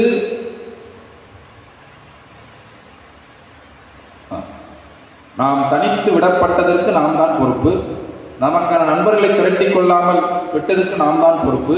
இதை எப்படி நீ செய்வது என்று நாம் யோசிக்க வேண்டியவர்களாக இருக்கிறோம். ஆக இன்றைக்கு 21ஆம் நூற்றாண்டில் முதல் 10 ஆண்டில் இந்த தோல்வியை சந்தித்து விட்டோம். 2ஆம் 10 ஆண்டு முடிந்து விட்டது. 3வது 10 ஆண்டில் இருக்கிறோம். 2023 நிறைவில் இருக்கிறோம். இந்த 10 ஆண்டுக்கு பொருத்தமான வகையில் நாம் சிந்தித்து நம்முடைய அரசியல் உத்திகளை, அணி சேர்க்கையை நாம் செய்ய வேண்டியவர்களாக இருக்கிறோம். இது 2. ஒன்று, இவ்வளவு பெரிய ஈழத்திற்கு பிறகு ஏன் இந்த தோல்வி என்று ஈழத்தமிழர்கள் இது குறித்து ஒரு பொது கருத்துக்கு வர வேண்டியவர்களாக இருக்கிறார்கள். ஈழ விடுதலையில் அக்கறை உள்ள நாமும் வர வேண்டியவராக இருக்கிறோம். அது இன்னொரு பக்கம், இந்த ஈழ விடுதலை போராட்டத்திற்கு ஆதரவு கொடுத்து, அவர்களுக்கு தமிழ்நாட்டிலே பயிற்சி கொடுத்து, உணவு கொடுத்து, நிதி கொடுத்து, போராட்டங்களை நடத்தி சிறைக்கு சென்று ஒரு 40 ஆண்டு காலமாக தமிழ்நாட்டிலே, கர்நாடகாவிலும் கூட, அதாவது ஈழத்திற்கு வெளியே ஈழ ஆதரவு இயக்கம், அதாவது ஈழம் சாலிடாரிட்டி மூவ்மெண்ட், ஈழ விடுதலைக்கு ஆதரவான ஒரு இயக்கம் இருந்தது. அது 1983 இனப்படுகொலை ஜூலை கலவரம் நடந்த பொழுது அது ஆதரித்தது. 1987 இந்திய இலங்கை உடன்படிக்கை பொழுது அது அந்த ஈழ விடுதலை இயக்கம் இங்கு ஊக்கமாக இருந்தது. ராஜீவ் கொலைக்கு பிறகு ஈழ விடுதலை ஆதரவு இயக்கம் கொஞ்சம் பின்னடைவை சந்தித்தது. ஆனாலும் அது உயிரோடு இருந்தது. இந்திய அமைதிப்படையை எதிர்த்து புலிகள் சண்டையிட்டுக் கொண்டிருந்த பொழுது இங்கே அதற்கு ஆதரவாக இயக்கம் இருந்தது. அப்ப இந்த 30-40 ஆண்டுகளாக ஈழ விடுதலை இயக்கம் அங்கு இருந்தது போலவே ஈழ விடுதலைக்கு ஆதரவாக இங்கே இயக்கம் இருந்தது. அத்தகைய ஈழ விடுதலை ஆதரவு இயக்கத்தால் 2009ஆம் ஆண்டில் போர் நடந்து கொண்டிருக்கும் பொழுது போரை நிறுத்தும் அளவிற்கு ஏன் போராட முடியாமல் போனது? இந்த கேள்வியை நாம் எழுப்பி அதற்கான ஒரு மீளாய்வை, அதற்கான ஒரு புரிதலை ஏற்படுத்த வேண்டியவர்களாக இருக்கிறோம். அந்த போரை நிறுத்தத்தக்க வகையிலே போராடக்கூடிய இயக்கங்களோ, கட்சிகளோ, தலைவர்களோ நம்மிடம் இல்லை. முள்ளிவாய்க்கால் அழிவு என்பது நமக்கு எதை உணர்த்துகிறது என்றால், கொத்து கொத்தாக குண்டுகளை வீசி லட்சத்திற்கு மேற்பட்ட தமிழர்கள் கொல்லப்படும் பொழுது, தாய் தமிழர்கள் என்று அறியப்பட்ட தமிழ்நாட்டிலே கிட்டத்தட்ட ஒரு அரை அரசு, தமிழக அரசு என்பது ஒரு அரை அரசு, இந்திய அரசின் பகுதியாக இருப்பது, கூப்பிடும் தூரத்தில் இலங்கை இருக்கிறது. இப்போ தென்னாப்பிரிக்காவில் படுகொலை நடக்கிறது அல்லது மலேசியாவில் நடக்கிறது என்று சொன்னால் அது வேற. ஆனால் இலங்கை கூப்பிடும் தூரத்தில் இருக்கு, இவ்வளவு அண்மையில் இருக்கிறது. இந்தியாவின் தலையீட்டோடு, இந்தியாவின் உதவியோடு, இந்தியா ஆயுதம் கொடுக்க, ரேடார் கொடுக்க, ஆலோசனை கொடுக்க இந்த போர் நடந்து கொண்டிருக்கிறது. இந்த பின்புலத்தில் இந்த போரை நிறுத்துவதற்கான போராட்டங்களை முன்னெடுத்து அதை நிறுத்த வல்ல ஆளுமையும், நிறுத்தத்தக்க வகையில் போராட்டம் நடத்துவதற்கும் நம்மிடம் கட்சிகள் இல்லை, இயக்கங்கள் இல்லை, தலைமை இல்லை என்பதை முள்ளிவாய்க்கால் வெளிச்சம் போட்டு காட்டிவிட்டது. அப்ப இந்திய அரசு, எத்தகைய இந்திய அரசு? இந்த இன அழிப்புக்கு துணை நின்ற இந்திய அரசு, விடுதலை புலிகளை ஒழித்து கட்டிய இந்திய அரசு, விடுதலை புலியின் தலைமையை ஒழித்து கட்டிய இந்திய அரசு. ஏன்னா அந்த சிவசங்கர மேனன் ஒரு நூல் எழுதியிருக்கிறார். நூல் என்ன சொல்றாருன்னா, கடைசி நேரத்தில் அந்த துவாரகாலாம் உயிர் பிழைத்து வந்து விட்டார் என்றவர்கள் சொல்லிக் கொண்டிருக்கும் பின்புலத்தில் நான் சொல்கிறேன், கடைசி நேரத்தில் ஒரு கப்பலை அனுப்பி, அமெரிக்கா நார்வே வழியாக ஒரு கப்பலை இலங்கை தீவிற்கு அனுப்பி முக்கியமானவர்களை மட்டும் பாதுகாப்பதற்காக முயற்சி செய்தார்கள். அந்த கப்பலை வரவிடாமல் நாங்கள் தான் தடுத்தோம் என்று சிவசங்கர மேனன் பதிவு செய்திருக்கிறார். கடைசி நேரத்தில் சில பேரை யாரும் காப்பாற்றி, ஏன்னா அதை பிற்காலத்தில் அவர்களை ஒரு பகடைக்காக பயன்படுத்த வேண்டும் என்று அமெரிக்கா விரும்பி இருக்கும், மேற்குலகம் விரும்பி இருக்கும். ஆனால் இந்த முயற்சியை கூட அனுமதிக்காமல் தடுத்தது இந்திய அரசு தான். இப்ப இந்திய அரசு இன அழிப்புக்கு துணை நின்றது. விடுதலை இன அழிப்புனா என்ன, பல்லாயிரக்கணக்கான தமிழ் மக்கள் கொள்வதற்கு துணை நின்றது. அந்த இடத்துல 3 லட்சம் பேர் 3.5 லட்சம் பேர் அகப்பட்டு போர் பணியிலே அகப்பட்டிருக்கும் பொழுது வெறும் 70,000 பேர் தான் இருக்கிறார்கள் என்று இலங்கையில் மட்டும் பேசவில்லை, இந்திய நாடாளுமன்றத்திலே பிரணாப் முகர்ஜி பேசினார், எண்ணிக்கையை குறைத்து காட்டினார். இன்றைக்கு காசாவிலே 20 லட்சம் பேர் இருக்கிறார்கள், 22 லட்சம் பேர் இருக்கிறார்கள். அந்த மக்கள் ஒரு சிறிய நிலப்பகு துண்டு நிலத்தில் அடைபட்டு இருக்கிறார்கள். அவர்கள் மிகவும் அடர்த்தியான ஒரு இடத்தில் இருக்கிறார்கள். அவர்கள் மீது குண்டு வீசி கொள்ளக்கூடாது என்று உலகம் பேசுகிறது. அப்ப இந்த எண்ணிக்கையை குறைக்க சொன்ன என்ன அர்த்தம்? இந்திய நாடாளுமன்றத்தில் சொல்லப்பட்டது. எனவே தமிழ் மக்கள் பல்லாயிரக்கணக்கில் கொல்லப்படுவதற்கு இந்திய அரசு துணை நின்றது. இந்த இயக்கம் அழிக்கப்படுவதற்கு துணை நின்றது. பிரபாகரன் கொல்லப்படுவதற்கு துணை நின்றது. துணை நின்றது மட்டுமல்ல, 2009 பிறகு இன்றைக்கு வரை அதை இன அழிப்பு என்று ஏற்கவில்லை. இன்றைக்கு வரை இன அழிப்பு குற்றத்தை செய்த ராஜபக்சே தலைமையிலான சக்திகள், சிங்கள அரசு, இவர்கள் தண்டிக்கப்படுவதற்கு எந்த உதவியும் செய்யவில்லை. அவர்களுக்கு இன்றைக்கு வரை பாதுகாப்பாக இருக்கிறது. இன அழிப்புக்கு துணை சென்று இன அழிப்பு குற்றவாளிகளை பாதுகாப்பதற்கு துணை செய்து, அவர்களுக்கு பொருளியல் நெருக்கடி வந்தால் போன ஆண்டு 30,000 கோடி ரூபாய் நிதியாக உதவி செய்து ஃபர்ஸ்ட் ரெஸ்பாண்டர், அவங்க சொல்றது என்னன்னா ஃபர்ஸ்ட் ரெஸ்பாண்டர், இந்தியாவை சுற்றியுள்ள நாடுகளுக்கு ஒரு ஆபத்து என்றால் ஓடோடி போய் முதலில் உதவி செய்யக்கூடிய, முதலில் விளையாடக்கூடிய, ரெஸ்பாண்ட் பண்ணக்கூடிய அரசாம் இந்திய அரசு. ஃபர்ஸ்ட் ரெஸ்பாண்டர் என்ற வகையில் நாங்கள் இந்த நிதியுதவியை செய்தோம். யாருக்கு? தமிழர்கள் மீது, அதாவது வடக்கு கிழக்கிலே ஆயிரக்கணக்கான லட்சக்கணக்கான சிங்கள இராணுவத்தை நிறுத்தி தமிழர்களுக்கு எதிராக போரை நடத்துவதற்கும், தமிழர்களை அடக்கி வைப்பதற்கும், தமிழ் மண்ணை அடிமை செய்வதற்கும் இராணுவத்திற்கு லட்சக்கணக்கில் செலவு செய்யக்கூடிய, இதனாலேயே பொருளாதார இழப்பை சந்தித்து, இதனாலேயே பொருளாதார சீர்குலைவை சந்தித்து மூழ்கி போயிருக்கக்கூடிய இலங்கையை மீட்டெடுப்பதற்கு 30,000 கோடி ரூபாயை இந்தியா கொடுத்திருக்கிறது. இந்த தமிழர்களுக்கு எதிரான இன அழிப்பை செய்வதற்கு கொடுத்த உதவிதான் அது. இப்ப இன்றைக்கு வரை இதை செய்து கொண்டிருக்கக்கூடிய இந்திய அரசின் வெளியுறவு கொள்கையை, இப்ப நமக்கு என்ன, நம்ம முன்னாடி இருக்க வேலை என்ன? இந்திய அரசின் வெளியுறவு கொள்கையை, இன அழிப்பு செய்யக்கூடிய சிங்கள அரசுக்கு ஆதரவாக இருக்கக்கூடிய இந்த வெளியுறவு கொள்கையை மாற்ற வேண்டும். இதை மாற்றத்தக்க வகையில் போராட்டங்களும் அமைப்புகளும் கட்சிகளையும் தலைமைகளையும் உருவாக்கி இருக்க நாம் வேண்டும். இந்த 15 ஆண்டுகளில் நாம் செய்திருக்க வேண்டிய கடமை என்னவென்றால், இந்த சிங்கள அரசின் பௌத்த பேரினவாதத்தின் இன அழிப்பு நிகழ்ச்சி நிரலுக்கு துணை நிற்கக்கூடிய இந்திய அரசின் வெளியுறவு கொள்கையை மாற்றி அமைப்பதற்கான இயக்கத்தை உருவாக்கி, ஏன்னா அந்த இயக்கம் இல்லை 2009 அந்த இதை செய்யவல்ல நம்மகிட்ட அமைப்பு, நம்மள்கிட்ட போராட்டங்கள் இல்லை. அப்ப அதை செய்யவல்ல போராட்டங்களையும் செய்யவல்ல இயக்கங்களையும் கட்சிகளையும் தலைமைகளையும் உருவாக்குவதுதான் தமிழ்நாடு ஈழத்தமிழருக்கு செய்ய வேண்டிய வேலை. ஆனால் நடந்தது என்ன? இந்த 15 ஆண்டுகளில் நடந்தது என்ன என்பதை நாம் கருதி பார்க்க வேண்டும். ஏன்னா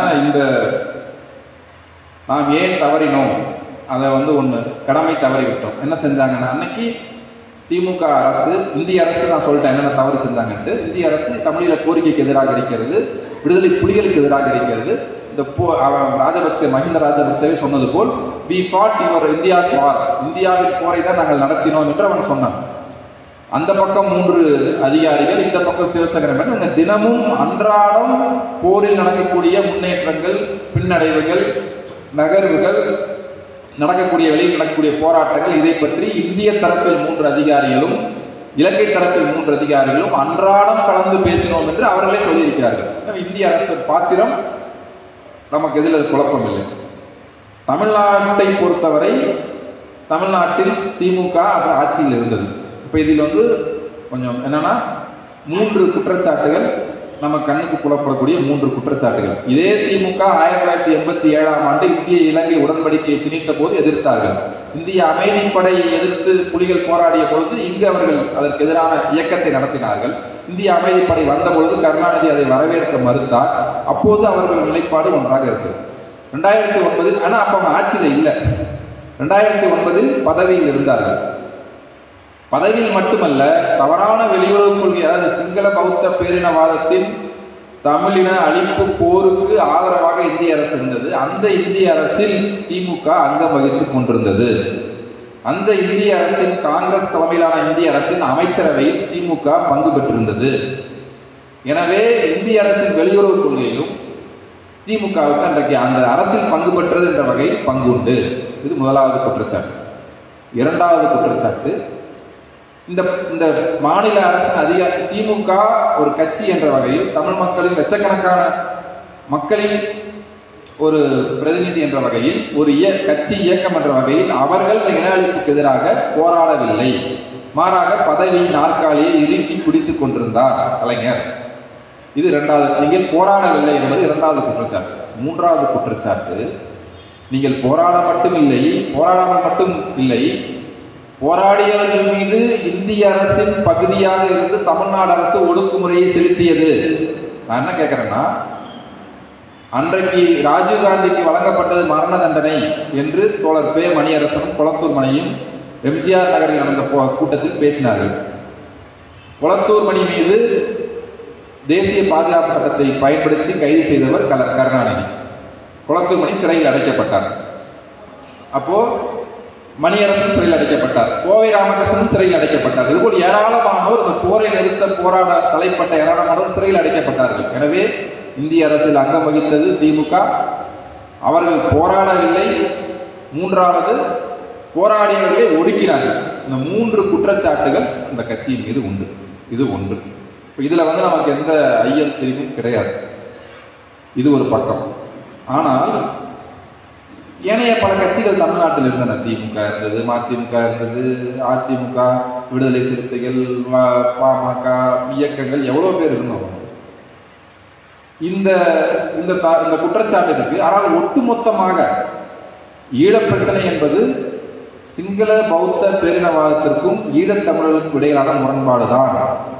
அதில் ஈழத்தமிழர்களுடைய பகை சக்தி என்பது சிங்கள பௌத்த பேரினவாதம் தான். இந்த படுகொலைகளை நிகழ்த்தியது சிங்கள அரசு தான். படுகொலைகளை நிகழ்த்திய சிங்கள அரசுக்கு துணை நின்றது இந்திய அரசு. அந்த இந்திய அரசில் அங்கம் வைத்தது திமுக. இதுதான் அதனுடைய புள்ளி. முதல் குற்றவாளி ராஜபக்சே, அதுக்கு துணையாக இருந்த இந்திய அரசு, A10 A15 அக்யூஸ்ட் 15, அது மாதிரி தான் திமுக வரும். எடுத்து ராஜபக்சேயை விட கருணாநிதி தான் குற்றவாளி என்று நான் சொல்ல முடியாது. இப்போ இன்னொரு பக்கம் சொல்றேன். அதாவது இன்னொரு பக்கம் என்னன்னா, ஒரு பகுதி மாநில அரசுக்கு என்ன அதிகாரம் இருக்கிறது, மாநில அரசால் என்ன செய்ய முடியும், இந்த போரை தடுத்து விடவா முடியும், பல நாடுகள் சேர்ந்து நடத்திய போர் அல்லவா, உலக நாடுகள் எல்லாம் கூடி பேசி முடிவு செய்து புலிகளை ஒழித்து கட்ட வேண்டும் என்று செய்த பொழுது எந்த அதிகாரம் இல்லாத மாநில அரசில் அங்கம் வைத்த கருணாநிதியால் என்ன செய்துவிட முடியும்? இது ஒரு கதையாடல். இப்போ அந்த இடத்தில் நாம் இந்த விமர்சனங்களை வைக்கிறோம். இவர்கள் என்ன செய்திருக்க வேண்டும், என்ன செய்யவில்லை, தவறாக என்ன செய்தார்கள். இன்னொரு பக்கம் ராஜபக்சேவை விட்டுவிட்டு, சிங்கள பௌத்த பேரினவாத அரசை விட்டுவிட்டு, இந்திய அரசை விட்டுவிட்டு எல்லாவற்றுக்கும் திமுக தான் பொறுப்பு, கருணாநிதி தான் பொறுப்பு, இவர்கள் தான் முதல் குற்றவாளி என்று கொண்டு போய் நிறுத்தக்கூடிய இன்னொரு பக்கம். இந்த 2 பக்கத்துக்கும் இந்த ரெண்டு முனையும் செய்யக்கூடிய வேலை என்ன? இந்த 2 முனையும் செய்யக்கூடிய வேலை, ஈழத்தமிழருக்கு செய்யக்கூடிய வேலை என்ன? ஈழ விடுதலை போராட்டத்துக்கு செய்யக்கூடிய வேலை என்ன? நம்முடைய விருப்பங்களுக்கு நமக்கு ஒரு முரண்பாடு இருக்கு. தமிழ்நாடு என்ற வகையில் நமக்கு இந்திய அரசோடான முரண்பாடு தான் முதன்மை முரண்பாடு. அல்லது தமிழ் தேசிய அரசியல் என்ற வகையில் அதோடைய அரசியல் இலக்கு என்பது நம்முடைய இறைமையை மீட்பது தான். நம்முடைய இறைமையை உரிமை கொண்டாடி கொண்டிருக்கும் இந்திய அரசிடமிருந்து இறைமையை மீட்பது தான் நம்முடைய தமிழ்நாட்டு தமிழ் தேசியத்துடைய இலக்கு. இது வேறு. ஆனால் ஈழத்தமிழரை பொறுத்தவரை, தமிழீழ விடுதலை பொறுத்தவரை அவர்களுடைய முதன்மை முரண்பாடு என்பது சிங்கள பௌத்த பேரினவாதத்திலிருந்து விடுதலை பெறுவதுதான். அந்த இடத்தில் இந்த இந்திய அரசின் பங்கு பாத்திரத்தை, இந்தியாவே நினைத்தாலும் போரை தடுத்திருக்க முடியாது, கருணாநிதி என்ன செய்ய முடியும் என்று சொல்கிறார்கள். இது மோசடி. இந்திய அரசு நினைத்திருந்தால் போரை தடுத்திருக்க முடியும். ஏன்னா இந்திய அரசு இவ்வளவு பெரிய சந்தை, உலகத்தில் இது ஒரு சக்தி. இந்திய அரசு அண்டை நாட்டில் இருக்கிறது. தமிழ் மக்கள் 8 கோடி பேர் இருக்காங்க. தமிழ் மக்களின் பெயரால் இந்திய அரசு போரை நிறுத்த வேண்டும் என்று சொல்லியிருந்தால் ஒரு தொலைபேசியில் அழைத்து சொல்லியிருந்தால் போர் நிறுத்திருப்பாங்க. நீ போர் நிறுத்தலைன்னா நாளைக்கு நாங்கள் என்ன செய்யணுமோ அதை செய்வோம்னு சொன்னா நிறுத்திருப்பாங்க. 1983ஆம் ஆண்டு அதாவது தன் கட்டுப்பாட்டை மீறி தமிழ் மக்களுக்கு எதிரான வன்முறை நடக்கிறது, ஜூலை கலவரம் நடக்கிறது என்று ஜெயவர்தனா சொன்ன பொழுது நரசிம்மராவ் தான் வெளியுறவுத்துறை அமைச்சர். அவர் இலங்கையை பார்வையிடுவதற்காக போகும்போது இந்த கலவரங்களை நீங்கள் நிறுத்துகிறீர்களா, நாங்கள் நிறுத்தவாறு ஒரு கேள்வி இருக்கிறார். கலவரம் நின்றுச்சு. இந்திய அரசு இந்த போரை நிறுத்த வேண்டும் என்பது ஒரு அரை மணி நேரத்தில் நடக்கக்கூடிய விஷயம். ஒரு தொலைபேசியில் நிறுத்தி இருக்கலாம். இந்திய அரசு நிறுத்தவில்லை. இந்திய அரசால் நிறுத்தி இருக்க முடியும். அந்த இந்திய அரசை கலைஞர் மீதும் திமுக மீதும் இருக்கக்கூடிய பழியை துடைப்பதற்காக அவர்கள் இந்திய அரசையே நினைத்தாலும் தடுத்திருக்க முடியாது என்று இந்திய அரசை காப்பாற்ற நம்ம கவலை ஆகிறார்.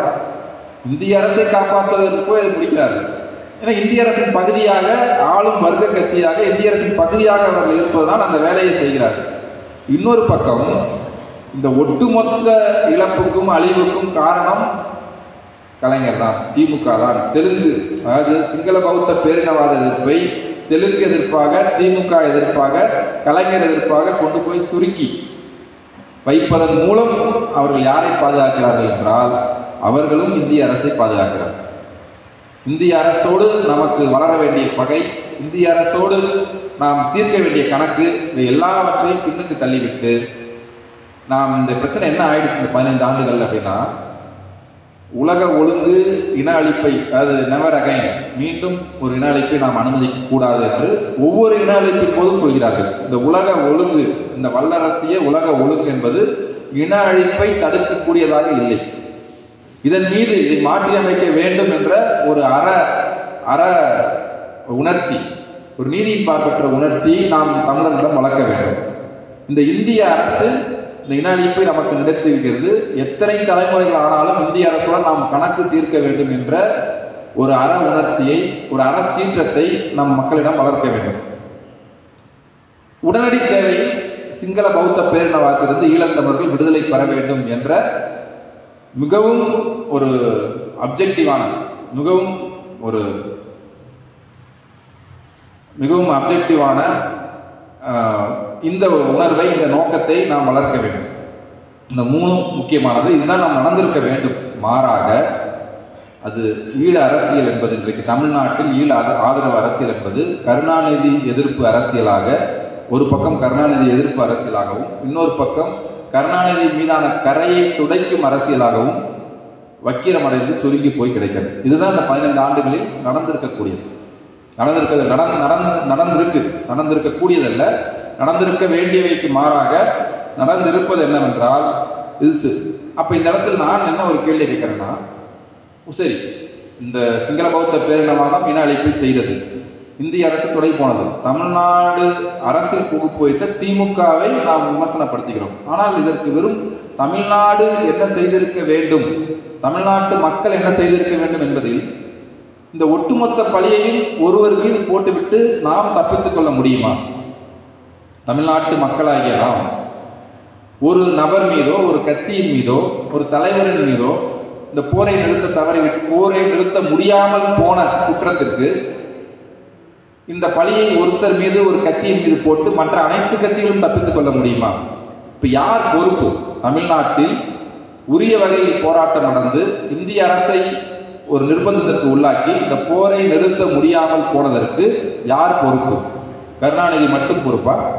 இப்ப கருணாநிதி கூட இருந்த மற்ற அமைச்சர்கள், ஆட்சியில் அங்கம் வகித்தவர்கள், டெண்டர் வாங்கினவங்க, கான்ட்ராக்ட் வாங்கினவங்க, மினிஸ்டர், மாவட்ட செயலர், இவெல்லாம் பொறுப்பு இல்லையா? இப்ப கருணாநிதி கட்சியில் இருக்கக்கூடிய லட்சக்கணக்கான தொண்டர்கள் பொறுப்பு இல்லையா? அல்லது திமுகவுக்கு வாக்களிக்கக்கூடிய இந்த மக்கள் பொறுப்பு இல்லையா? அதிமுகவை தலைவர்களாக ஏற்றுக்கொண்ட அந்த கட்சியை சேர்ந்தவர்கள் பொறுப்பு இல்லையா? அப்ப வெறும் ஒரு தலைவரால் இந்த அனைத்தையும் தீர்மானித்துவிட முடியுமா என்றால் யார் பொறுப்பு என்றால் தமிழ்நாட்டிலே மேலோங்கி இருக்கக்கூடிய பிழைப்புவாத ஆளும் வகுப்பு அரசியல், இந்த அரசியல் தான் பொறுப்பு. ஒரு பிழைப்புவாத அடிமைத்தனம், இந்திய அரசுக்கு அடிமையாக இருக்கக்கூடிய ஒரு ஆளுமையற்ற, நம்முடைய இறைமை பற்றிய ஒரு விழிப்பு நிலை இல்லாத, தமிழ் மக்களுக்கு இருக்க வேண்டிய இறைமை, தமிழ்நாட்டுக்கு இறைமை பற்றிய விழிப்பு நிலை இல்லாத, தமிழ்நாட்டில் செல்வாக்கு செலுத்திக் கொண்டிருக்கக்கூடியது ஹெஜ்மனிக்கல், தமிழ்நாட்டில் செல்வாக்கு செலுத்திக் கொண்டிருப்பது தமிழ் தேசிய அரசியல் அல்ல, தமிழ்நாட்டில் செல்வாக்கு செலுத்திக் கொண்டிருப்பது புரட்சிகர அரசியல் அல்ல. நாமெல்லாம் பெரிய ஒரு ஓரத்தில் இருக்கக்கூடிய கிரவுண்டுக்கு வெளியில் விளையாண்டுருக்கோம். உண்மையிலே கிரவுண்டுக்குள்ள இருக்கக்கூடியது ஆளும் வகுப்பு அரசியல் தான். இந்திய தேசியத்தை ஏற்றுக்கொண்டு இந்திய ஆளும் வகுப்பில் பேரம் பேசிக் கொண்டிருக்கக்கூடிய தமிழ்நாட்டில் இருக்கக்கூடிய ஒரு வகுப்பு, ஒரு வர்க்கம், அந்த வர்க்கம் தான் திமுக, அந்த வர்க்கம் தான் அதிமுக, அந்த வர்க்கத்தை பிரதிநிதித்துவப்படுத்தக்கூடிய கட்சிகள் தான் அவர்கள். தமிழ்நாட்டில் ஆயிரக்கணக்கான ராணுவ வீரர்களை வைத்து தமிழ் மக்களை அவர்கள் கட்டுப்படுத்தவில்லை. ஒரு காஷ்மீரில் இருப்பது போல AFPSC அடக்குமுறை சட்டங்களை பயன்படுத்தி, மணிப்பூரில் இருப்பது போல அடக்குமுறை சட்டங்களை பயன்படுத்தி நம்மை அவர்கள் கட்டுப்படுத்தவில்லை. இந்திய அரசுக்கு அடிபணிந்து போகக்கூடிய, இந்திய அரசுக்கு அடிமையாக இணங்கி வாழக்கூடிய இடத்தில் நம்மை கட்டுப்படுத்திக் கொண்டிருப்பவர்கள் யார்? நம்முடைய தலைவர்கள் தான், நம்முடைய கட்சிகள் தான். தமிழ்நாட்டில் நம்முடைய கட்சிகளும் நம்முடைய தலைவர்களும் தான் காஷ்மீரில் இருந்து இந்திய ராணுவம் செய்யக்கூடிய வேலையை காஷ்மீரிலும் வடகிழக்கு பகுதிகளிலும் அடக்குமுறை சட்டங்கள் செய்யக்கூடிய வேலையை தமிழ்நாட்டிலே இந்த மக்களுடைய ஒரு அடிமை உணர்வை பேணி பாதுகாத்து இதற்குள் சமரசம் செய்து கொண்டு இதற்குள் இணங்கி போய்கொண்டு வாழ வைத்துக் கொண்டு இருப்பவர்கள் நம்முடைய தலைவர்கள் தான், நம்முடைய கட்சி தலைவர்கள் தான். அப்போ இந்த இன அழிப்பை தடுக்க தவறியதற்கு தமிழ்நாடு தான் பொறுப்பு. வெறும் ஒரு தலைவரோ ஒரு கட்சியோ பொறுப்பு அல்ல. அது பொறுப்பு என்ற அர்த்தம் என்னவென்றால், நான் மக்களை குறை சொல்லவில்லை. தமிழ்நாட்டில் செல்வாக்கு செலுத்திக் கொண்டிருக்கக்கூடிய இந்த ஆளும் வகுப்பு அரசியல், இந்திய ஆளும் வகுப்புக்கு சேவை செய்யக்கூடிய இந்த அரசியல், பதவி பிழைப்புவாத அரசியல், இந்த அரசியல் தான் காரணம். இந்த அரசியலை மாற்றி அமைக்க வேண்டும் என்பதுதான் முள்ளிவாய்க்கால் நமக்கு தரக்கூடிய படிப்பினை. ஏனென்றால் இந்த ஈழத்தமிழர் 1,00,000 பேர் கொல்லப்படும் பொழுது கூட இவர்கள் பதவியை இந்த அரசியல் மேலோக்கி இருக்கிறது என்றால், இவர்கள் இந்த அரசியல் மக்களை கட்டி பிடித்திருக்கிறது என்றால், நாளைக்கு தமிழ்நாட்டில் கூட பேரழிவு நடந்தால் இந்த அரசியல் மேலோக்கி இருந்தால், இந்த ஆளும் வகுப்பு அரசியல் மேலோக்கி இருந்தால் என்ன தடுத்து விட முடியும்? தென்னாப்பிரிக்காவில் நடந்தால் எதை தடுக்க முடியும்? கர்நாடகாவில் நடந்தால் எதை தடுக்க முடியும்? இந்த பிழைப்பான ஆளும் வகுப்பு அரசியல் மாற்றி அமைக்கப்படாதவரை ஈழத்தமிழருக்கு மட்டுமல்ல, தமிழ்நாட்டு தமிழருக்கும் பாதுகாப்பு கிடையாது. உலகி பரவி வாழும் எந்த தமிழருக்கும் பாதுகாப்பு கிடையாது என்பதுதான் 1,50,000 பேரை போரில் பலி கொடுத்து சமகாலத்தில் நமக்கு கிடைத்திருக்கக்கூடிய ரத்தமும் சதையுமான படிப்பினை. இந்த படிப்பினையை வரலாறு நமக்கு தங்க தாமாரத்தில் வைத்து கொடுக்கவில்லை. இத்தகைய ஒரு படிப்பினையை நமக்கு நம்மை தற்காத்துக் கொள்வதற்கான தலைமைகள் இல்லை, கட்சிகள் இல்லை, அரசியல் இல்லை, நம்முடைய உரிமைகளை அடங்க வைக்கக்கூடிய சமரசம் செய்யக்கூடிய ஒரு பெரிய பல்லாயிரக்கணக்கானோர் கொல்லப்படும் பொழுது கூட அதை அனுசரித்து போகக்கூடிய, அது மட்டுமல்ல, நாங்கள் இதை செய்ய தவறிவிட்டோம், நாங்கள் போராட தவறிவிட்டோம், நாங்கள் இந்த அழிவை தடுக்க தவறிவிட்டோம், எங்களால் இன்னும் கூட கூடுதலாக ஏதாவது செய்திருக்க முடியும், இப்படி எந்த ஒரு கட்சியும் தலைவர்களும் பேசுவதில்லை. நாங்கள் பொறுப்பேற்கிறோம். அதாவது வெற்றி தோல்விக்கு பொறுப்பேற்பதுதான் தலைமைத்துவம். சரிபிழையை வெளிப்படையாக மக்களிடம் சொல்வதுதான் தலைமைத்துவம். இப்ப தமிழ்நாட்டில் எந்த ஒரு கட்சியோ தலைவர்களோ நாங்கள் இதை செய்ய தவறிவிட்டோம் என்று பொறுப்பேற்பதில்லை. ஒன்று, தவறிவிட்டோம். தவறிவிட்டது மட்டும் பிரச்சனை அல்ல, தவறை நாம் உணர்ந்தால் பரவாயில்லை, தவறிவிட்டோம் என்று அறிவித்துக் கொண்டு பொறுப்பேற்கவும் இல்லை. இது 2வது குற்றம். சரி, அது கூட போகட்டும். 3வது பிரச்சனை என்னவென்றால், சரி, இனியாவது விஷயங்களை மாற்றி அமைப்பதற்கு, திருத்துவதற்கு அடுத்து என்ன செய்ய வேண்டும் என்பதற்கான செயல் திட்டமும் நம்மிடம் இல்லை. நம்முடைய இன்றைக்கும் மக்களை ஆயிரக்கணக்கில் லட்சக்கணக்கில் தன்னுடைய செல்வாக்கில் வைத்திருக்கக்கூடிய கட்சிகளுக்கும் தலைவர்களுக்கும் யாராவது ஒரு தலைவர் இதுதான் அடுத்த ஆண்டு எங்கள் கட்சி சார்பாக ஈழத்திற்கு ஆதரவாக நாங்கள் செய்யக்கூடிய வேலை திட்டம், அல்லது இந்திய சிங்கள உறவை முறிப்பதற்காக இப்ப பாலஸ்தீனர்கள் BDS பாய்காட், அரசு உறவை துண்டித்தல் என்று BDS என்ற ஒரு புறக்கணிப்பு இயக்கம், இஸ்ரேலை புறக்கணிப்போம் என்ற ஒரு இயக்கத்தை வெற்றிகரமாக முன்னெடுக்கிறார்கள் பாலஸ்தீனர்கள். அதுபோல இலங்கையை புறக்கணிப்போம் என்ற ஒரு இயக்கத்தை நாமும் தொடங்கினோம். 2010-11 நாமும் தொடங்கினோம், பாய்காட் ஸ்ரீலங்கா என்று. அப்ப இலங்கை இந்திய உறவை துண்டிப்பது, அரசியல் உறவை, பண்பாட்டு உறவை, பொருளாதார உறவை துண்டிப்பது தான் இலக்கு. நம்முடைய தமிழ்நாடு செய்ய வேண்டிய முதல் கடமை என்னவென்றால், இந்தியாவுக்கும் இலங்கைக்கும் இருக்கக்கூடிய இந்த உறவை துண்டிக்க வேண்டும். இந்தியா அரசை வீழ்த்த வேண்டும், இந்திய அரசை தூக்கி எறிய வேண்டும், அதெல்லாம் நம்ம விடுதலை பிரச்சனை. ஈழ விடுதலையை பொறுத்தவரை தமிழ்நாடு செய்ய வேண்டியது என்ன? இந்தியாவுக்கும் இலங்கைக்கும் இருக்கக்கூடிய அரசியல், பொருளாதார, பண்பாடு உறவுகளை துண்டித்து அந்த இலங்கை தீவிற்குள் வாழக்கூடிய தமிழர்களின் பக்கம் நிற்க வைக்க வேண்டும். இதுதான் நம்ம செய்ய வேண்டியது. இப்ப இதை செய்வதற்கு தமிழ்நாட்டில் லட்சக்கணக்கான மக்களை தன்வசமாக கொண்டிருக்கக்கூடிய, செல்வாக்கு கொண்டிருக்கக்கூடிய கட்சிகள், தலைவர்கள் என்ன வேலை திட்டத்தை வைத்திருக்கிறார்கள், இந்த மக்கள் முன்பு என்ன வேலை திட்டத்தை வைத்தார்கள், அதற்கான என்ன முயற்சியை செய்தார்கள், அதுதான் இந்த முள்ளிவாய்க்காலுக்கு பின் ஒரு ரியலைசேஷன், நம் தவறை உணர்ந்து ஏற்று நாம் செய்திருக்க வேண்டிய வேலை. ஆனால் அது நடக்கவில்லை. இந்த குறிப்பிட்ட திசையில் அது செல்லவில்லை. ஆனால் என்ன நடந்திருக்கிறது? ஒட்டுமொத்த பிரச்சனையையும் கருணாநிதி பிரச்சனையாக சுருக்கினார்கள். 2வது, இந்த ஆயிரக்கணக்கானவரை கூட்டி இந்த போராட்டத்தினை பற்றி ஒப்பாரி வைப்பது போல் பேசிவிட்டு, நீங்கள் எனக்கு வாக்களித்து விட்டால், அதாவது எனக்கு வாக்களித்தால் தான் ஈழத்திற்கு விடிவு என்று நாம் தமிழர் கட்சி பேசுகிறது. ஒரு இவ்வளவு பல அரசுகள் சம்பந்தப்பட்ட இந்த விடுதலை போராட்டத்திலே எனக்கு வாக்களித்து அவர் ஒரு முறை சொல்கிறார், நான் ஆட்சிக்கு வந்து விட்டால் உலகத்தில் உள்ள அறிஞர்கள் எல்லாம் அழைத்து தமிழீழத்தை அங்கீகரித்து விடுவேன். திராவிட அரசியல் கருத்தியலை பகுத்தறிவு விஷயங்களை சினிமாவுக்கு கொண்டு போனார்கள். பராசக்தி இது போன்ற படங்கள்லாம் அன்னைக்கு வந்தது. ஆனால் நாம் தமிழர் கட்சியின் ஒருங்கிணைப்பாளர் சீமான் என்ன செய்திருக்கிறார் என்றால், சினிமா தனத்தை அரசியலுக்கு கொண்டு வந்திருக்கிறார். சினிமாவில் தான் செய்ய முடியும். சினிமாவில் தான் நேரடியாக கார் எடுத்துட்டு முதலமைச்சர் வீட்டுக்கு போகலாம், என்னவாலும் பண்ணலாம். இந்த KGF ஒரு படம் வந்துச்சு, இந்த ஒரு படம் வந்துச்சு, இப்போ 2 பார்ட் வந்துச்சு. அதில் பார்த்தா அந்த கதாநாயகன் வந்து தலைமை அமைச்சர் வீட்டுக்கே போயிடுவான். காரை ஓட்டிக்கிட்டு நேராக பார்லிமெண்ட்டுக்கு போயிடுவான், நேராக இதுக்கு போயிடுவான். அவன் எதை வேணாலும் கற்பனையாக சொல்லலாம். அப்போ நாம் தமிழர் கட்சி வந்து கடைசியில் எந்த இடத்துக்கு அவங்க இது பண்ணிட்டாங்க அப்படின்னா, தான் ஆட்சிக்கு வருவதன் மூலம் ஈழத்திற்கு விடுதலை கிடைக்கும் என்று மக்களை ஏமாற்றக்கூடிய, இளைஞர்களை ஏமாற்றக்கூடிய ஒரு பக்கம் இந்த ஒட்டுமொத்த பிரச்சனையையும் இந்த இடத்துக்கு கொண்டு வந்து அதிமுக இந்த ஆண்டு தான் நடந்தது. ராமநாதபுரத்தில் அமித்ஷா பேசுகிறார், தமிழர்களே மறந்து விடாதீர்கள், இன அழிப்பை செய்த, அதாவது ஒரு வார்த்தை ஹிந்தி பேசுகிறார், மனித படுகொலை ஏதோ சம்ஸ்காரம் போட்டிருந்தார், மனித படுகொலை செய்த தமிழர்களை மனித படுகொலை செய்த காங்கிரஸை மறந்து விடாதீர்கள். அதை நம்ம டிக்ஷனரியில் போய் பார்த்தோம்னா அந்த ஹிந்தி வார்த்தைக்கு இனப்படுகொலைன்னு கூட ஒரு மொழிபெயர்ப்பு சொல்லலாம். ஆனால் ஐநாவில் சென்று அவர் இனப்படுகொலை என்று சொல்லவில்லை. நாடாளுமன்றத்தில் தமிழர்களுக்கு எதிராக இன அழிப்பு நடந்தது என்று ஒரு தீர்மானத்தை அவர்கள் நிறைவேற்றவில்லை. ராமநாதபுரத்தில் வந்து தமிழ் மக்களை பார்த்து காங்கிரஸ் இனப்படுகொலை செய்தது மறந்து விடாதீர்கள் என்று சொல்லிவிட்டு போகிறார் அமித்ஷா. அவர்களை பொறுத்தவரை இந்த முள்ளிவாய்க்கால் படுகொலைகளை ஒரு பிணந்திண்ணி அரசியல் போல திமுக காங்கிரஸ் எதிர்ப்புக்காக பயன்படுத்துவது, அவ்வப்போது நினைவு கூறுவது என்பதை பிஜேபி அதிமுக இவர்கள் செய்கிறார்கள். நாம் தமிழர் கட்சி அந்த பிணங்களை எல்லாம் எடுத்து வந்து அறிவாலயத்தின் முன்பு போட்டு எனக்கு வாக்களியுங்கள் என்று கேட்கிறார்கள். அதிமுக பாஜக அவ்வப்போது முள்ளிவாய்க்காலை நினைவு கூர்ந்து திமுக எதிர்ப்பு காங்கிரஸ் எதிர்ப்பு அரசியல் செய்ய முடியுமா என்று பார்க்கிறார்கள். திமுகவை பொறுத்தவரை இப்போது ஈழத்தில் நடந்துகிட்டு இருக்கு. நான் கடைசியாக வரேன் ஒரு வரி, அதாவது ஒன்று மட்டும்னா, ஈழத்தில் இன்று கட்டமைப்பு வகைப்பட்ட இன அழிப்பு நடக்கிறது அப்படின்னா என்னன்றது நான் கொஞ்சம் அடுத்து விளக்குறேன். அதற்கு எதிராக, அதாவது ஸ்டாலின் ஆட்சிக்கு வந்த பிறகு ஒரு ட்விட்டர் பதிவோ ஒரு அறிக்கையோ ஒரு போராட்டமோ எதுவுமே கிடையாது. ஈழ பிரச்சனை தொடர்பாக, ஈழத்தமிழருக்கு ஆதரவாக, ஈழத்தில் வாழக்கூடிய மக்களின் விடிவுக்காக எதுவுமே பண்ணல.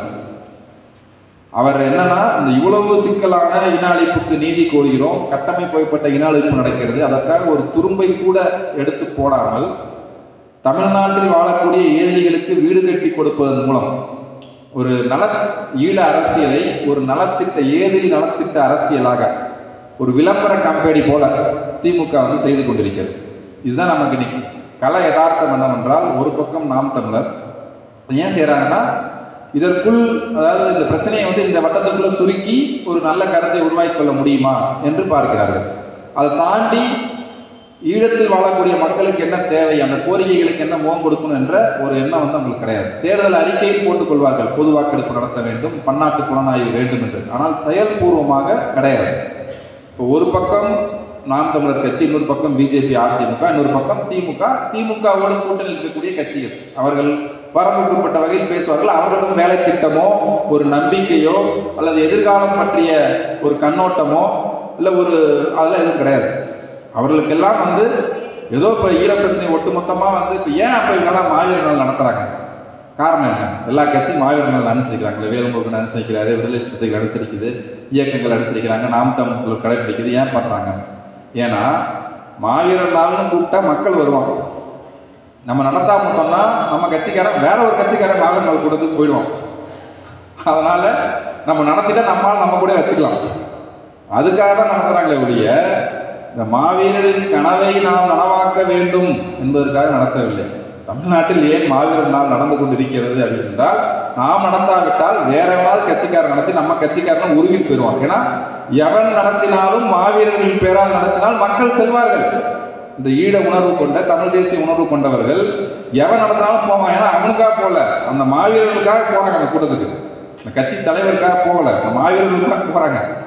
ஆனால் இவர்கள் வந்து ஆயிரக்கணக்கானரை கூட்டி எதுவுமே சொல்லாமல் அவர்களை அனுப்பி வைப்பதற்கு, எந்த வேலை திட்டமும் இல்லாமல் அனுப்பி வைப்பதற்கு இவ்வளவு அழிவை பற்றி பக்கம் பக்கமாக மணிக்கணக்கில் பேசிவிட்டு என்ன செய்ய வேண்டும் என்று சொல்லாமல் அவர்களை அனுப்பி வைப்பதற்கு இவர்கள் எல்லளவு பூசுவதில்லை, வெட்கப்படுவதில்லை.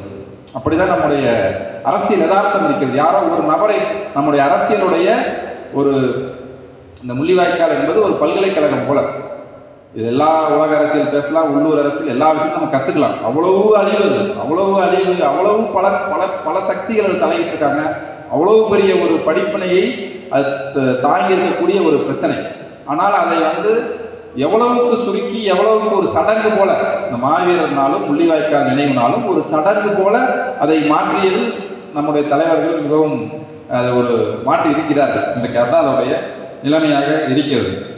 அப்போ இந்த இடத்தில் நாம் பொறுப்பேற்று, தமிழ்நாட்டு மக்களாகிய நாம் பொறுப்பேற்று தமிழ்நாட்டிலே ஒரு இந்த ஆளும் வகுப்பு அரசியலை மாற்றி அமைக்க வேண்டிய ஒரு இந்த மக்களை முதன்மைப்படுத்தக்கூடிய ஒரு அரசியலை வளர்த்தெடுப்பது, அதற்கு இந்த மக்களாகிய நாம், இந்த சமகாலத்தில் வாழக்கூடியவர்களாக நாம் பொறுப்பேற்க வேண்டிய இடத்தில் தான், பொறுப்பேற்றால்தான் அதற்குள் அடுத்த கட்டத்திற்கு கூட நாம்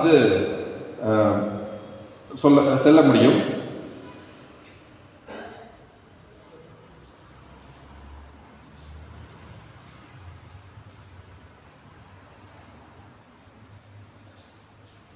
கடைசியாக 4வது விஷயம் இன்றைக்கு இந்த தலைவரை நான் சொன்ன பாருங்க, இந்த ஓராண்டில் தமிழீழத்தின் பல்வேறு பகுதிகளில் பௌத்த விகாரைகளை நிறுவிக் கொண்டிருக்கிறார். குருந்தூர் மலையில் பௌத்த விகாரை நிறுவினார்கள். அது ஒரு முருகன் கோயில் இருந்த இடம். ஆதிலிங்கேஸ்வரர் கோயிலில் பௌத்த விகாரை நிறுவினார்கள். நெடுந்தீவில் ஒரு பழைய ஒரு மன்னருடைய கோட்டை அது. ஆனால் அது பௌத்த சின்னம் என்றார்கள். தையீட்டி என்ற பகுதியில் ஒரு பௌத்த விகாரை புறப்பட்டார்கள். இதற்கு எதிராக தமிழர்கள் போராடி கொண்டிருக்கிறார்கள். தமிழ் பகுதிகளில் பௌத்த விகாரைகளை நிறுவுவதன் மூலம், தமிழ் பகுதிகளில் இது பௌத்த புராதன சின்னம், பௌத்த தொன்மை என்று சொல்வதன் மூலம், அதை பௌத்த மயமாக்குவதன் மூலம் தமிழர்கள் தங்களுடைய தாயகம் என்று கோர முடியாமல் செய்கிறார்கள். இதுதான் சிங்கள அரசு பண்ணிட்டு இருக்கிறது. 2வது, இந்த குருந்தூர் மலையில் நீங்கள் பௌத்த விகாரையை வைத்து தவறு, அதை அகற்றுங்கள் என்று ஒரு நீதிபதி சொன்னார். சரவணராஜா என்ற நீதிபதி. அவரை அச்சுறுத்தி அவர் நாட்டை விட்டே தப்பி ஓடிவிட்டார். ஒரு தமிழ் நீதிபதி பௌத்த விகாரையை நிறுவக்கூடாது என்று தீர்ப்பு வழங்கிய விடத்து அவரை அச்சுறுத்தி அவர் நாட்டை விட்டு தப்பி போய்விட்டார். இப்போ இது என்ன காட்டுதுன்னா, அந்த நீதித்துறையை நம்பி ஒரு உள்நாட்டு புலனாய்வு செய்ய முடியுமா? அந்த நீதித்துறை படையினர்கள் செய்த குற்றத்தை தண்டிக்குமா? அந்த நீதித்துறை ராஜபக்சேவின் குற்றத்தை தண்டிக்குமா? தண்டிக்காது. இப்போ உள்நாட்டு புலனாய்வுக்கு அங்கே இடமே இல்லை. அந்த நீதித்துறையே சிங்களமயம் ஆகிவிட்டது. அது யாராவது எதிர்த்து குரல் கூட்ட நாட்டை விட்டு தப்பி செல்ல வேண்டும் என்றதுதான் நிலை. அது இந்த ஆண்டு நடந்திருக்கிறது. 51வது கூட்டத்தொடர், ஐநா கூட்டத்தொடரில் ஒரு தீர்மானம் நிறைவேற்றப்பட்டு 2 ஆண்டு காலம் அவகாசம் கொடுத்தார்கள். 57வது அமர்வில் 2 ஆண்டுகள் என்ன நடந்திருக்கிறது என்று பரிசீலித்து ஒரு புதிய தீர்மானம் நிறைவேற்றப்பட போகிறது. அந்த 57வது அமர்வு வரக்கூடிய மார்ச் மாதம் 2024 மார்ச் மாதத்தில் ஐநாவில் மீண்டும் ஒரு தீர்மானம் வர இருக்கிறது. அது போன தீர்மானத்தில் நிறைவேற்றப்பட்ட விஷயங்கள்லாம் சரியா நடந்திருக்கா, உண்மையிலே இலங்கை அரசு விசாரணை பண்ணியதா, காணாமல் ஆக்கப்பட்ட ஒரு நிலைமை என்ன, இராணுவம் குறைக்கப்பட்டதா, இதையெல்லாம் அவர்கள் கருதி பார்த்து மீண்டும் ஒரு தீர்மானம் நிறைவேற்றிருக்கிறார்கள். இப்போ இந்த நேரத்தில் தமிழர்கள் போராடினால் ஒரு அழுத்தமான தீர்மானத்தையோ அல்லது பன்னாட்டு புலனாய்வு கோரக்கூடிய ஒரு தீர்மானத்தை கொண்டு வர முடியும். ஐநா மன்றம் என்பது ஒரு களம். அந்த களத்தை அதையும் கூட போராட்டத்திற்காக நாம் பயன்படுத்த வேண்டியவர்களாக இருக்கிறோம். ஆனால் அதை பற்றி யாரும் பேசவில்லை. இந்த மாவீரர் நாளில் யாரும் பேசல. இப்போ இந்த என்ன இலங்கையில் தான் முள்ளிவாய்க்கால் என்பது பல்லாயிரக்கணக்கானவரை படுகொலை செய்தது மட்டுமல்ல, புலிகள் இல்லாத இடத்தில் முள்ளிவாய்க்கால் என்பது தங்கு தடையற்ற ஒரு இன அழிப்பை செய்வதற்கான தடைகளை அனைத்தையும் தகர்த்தது. எனவே இப்போது அவர்கள் சிங்கள குடியேற்றங்களை செய்கிறார்கள், பௌத்த விகாரைகளை நிறுவுகிறார்கள், சிங்கள படையினரை கொண்டு தமிழர்களை ஆக்கிரமிக்கிறார்கள். இதுபோல் தமிழர்கள் தங்களுடைய தாயகம், மலையக தமிழர்கள் 10 லட்சம் பேர் இருந்தான் 1948. அவர்களுடைய குடியுரிமை பறித்தார்கள், பாதி பேர் நாட்டை விட்டு வெளியேற்றினார்கள். இன்று சிதறடிக்கப்பட்டவர்களாக மலையக தமிழர்கள் இருக்கிறார்கள். இந்த தேசிய விடுதலை போராட்டத்தில் என்றாவது ஒரு நாள் நாங்கள் வெற்றி பெறுவோம், என்றாவது ஒரு நாள் அறம் வெல்லும். அறம் என்றைக்கும் தானாக வென்றதில்லை, வலுத்தவர்கள் தான் வெல்வார்கள். அறத்தின் பக்கத்தை வலிமையடைய செய்வதுதான் நமக்கு இருக்கக்கூடிய வாய்ப்பு. வலிமையாக இல்லாவிட்டால் அறம் வெல்லாது. மனிதகுல வரலாறு முழுக்க கடந்த 5000 ஆண்டுகால வரலாறை பார்த்தால் வலதுசாரி உலக போக்கு தான் அது. மன்னர்கள் கொள்ளையடிப்பது, ஆக்கிரமிப்பது, ஒரு நாட்டை போய் கைப்பற்றுவது, பெண்களை அழைத்து வருவது, இப்படி கொள்ளையடிப்பதும் ஆக்கிரமிப்பதும் படுகொலைகளும், அந்த படுகொலைகளை அதிகம் செய்தவன் மாமன்னனாகவும் பேரரசனாகவும் இருப்பதுதான் வரலாறு. இந்த வரலாற்றில் அதாவது அறம் வெல்ல வேண்டும் என்றால் அறத்தின் பக்கத்தை வலிமையடைய செய்தால்தான் வெல்ல வைக்க முடியும். இப்ப என்றைக்காவது தமிழர் தாயகம் ஆக்கிரமிக்கப்பட்டு சிங்களர்கள் குடியேற்றப்பட்டு விட்டால் தமிழர்கள் தனிநாடு கேட்டு போராடுவதற்கான அடிப்படையை இழந்து விடுவார்கள். இப்ப பாலஸ்தீனத்திற்கு என்ன பிரச்சனை? காசாவை நேதன்யாவு முழுக்க ஆக்கிரமித்து விடுவான் என்ற நிலை இருக்கிறது. அவர்கள் உயிரை கொடுத்து போராடினால்தான் இந்த துண்டு நிலமான காசாவையும் மேற்கு கரையாவது பாதுகாக்க முடியும். இந்த நூற்றாண்டு தொடங்கும் பொழுது 100 விழுக்காடு இருந்த பாலஸ்தீனம் 1948 52 இஸ்ரேல் 52 விழுக்காடு இஸ்ரேலுக்கு கொடுக்கப்பட்டது. பிறகு 48 விழுக்காடு பாலஸ்தீனுக்கு கொடுக்கப்பட்டது. 1967 மீண்டும் ஆக்கிரமிக்கப்பட்டு இன்றைக்கு வெறும் 15 விழுக்காடு நிலம் தான் பாலஸ்தீனிடம் இருக்கிறது. 85 விழுக்காடு நிலம் இஸ்ரேலிடம் இருக்கிறது. நம் கண் முன்னால் ஒரு தேசிய இனம் தன்னுடைய தாயக நிலத்தை பறிகொடுத்து வெறும் 15 விழுக்காடு நிலத்தை வைத்துக் கொண்டு அதையாவது தக்க வைத்து விட முடியுமா என்று போராடி கொண்டிருக்கிறது. இது வெறும் 100 ஆண்டுகளில் நடந்த மாற்றம்.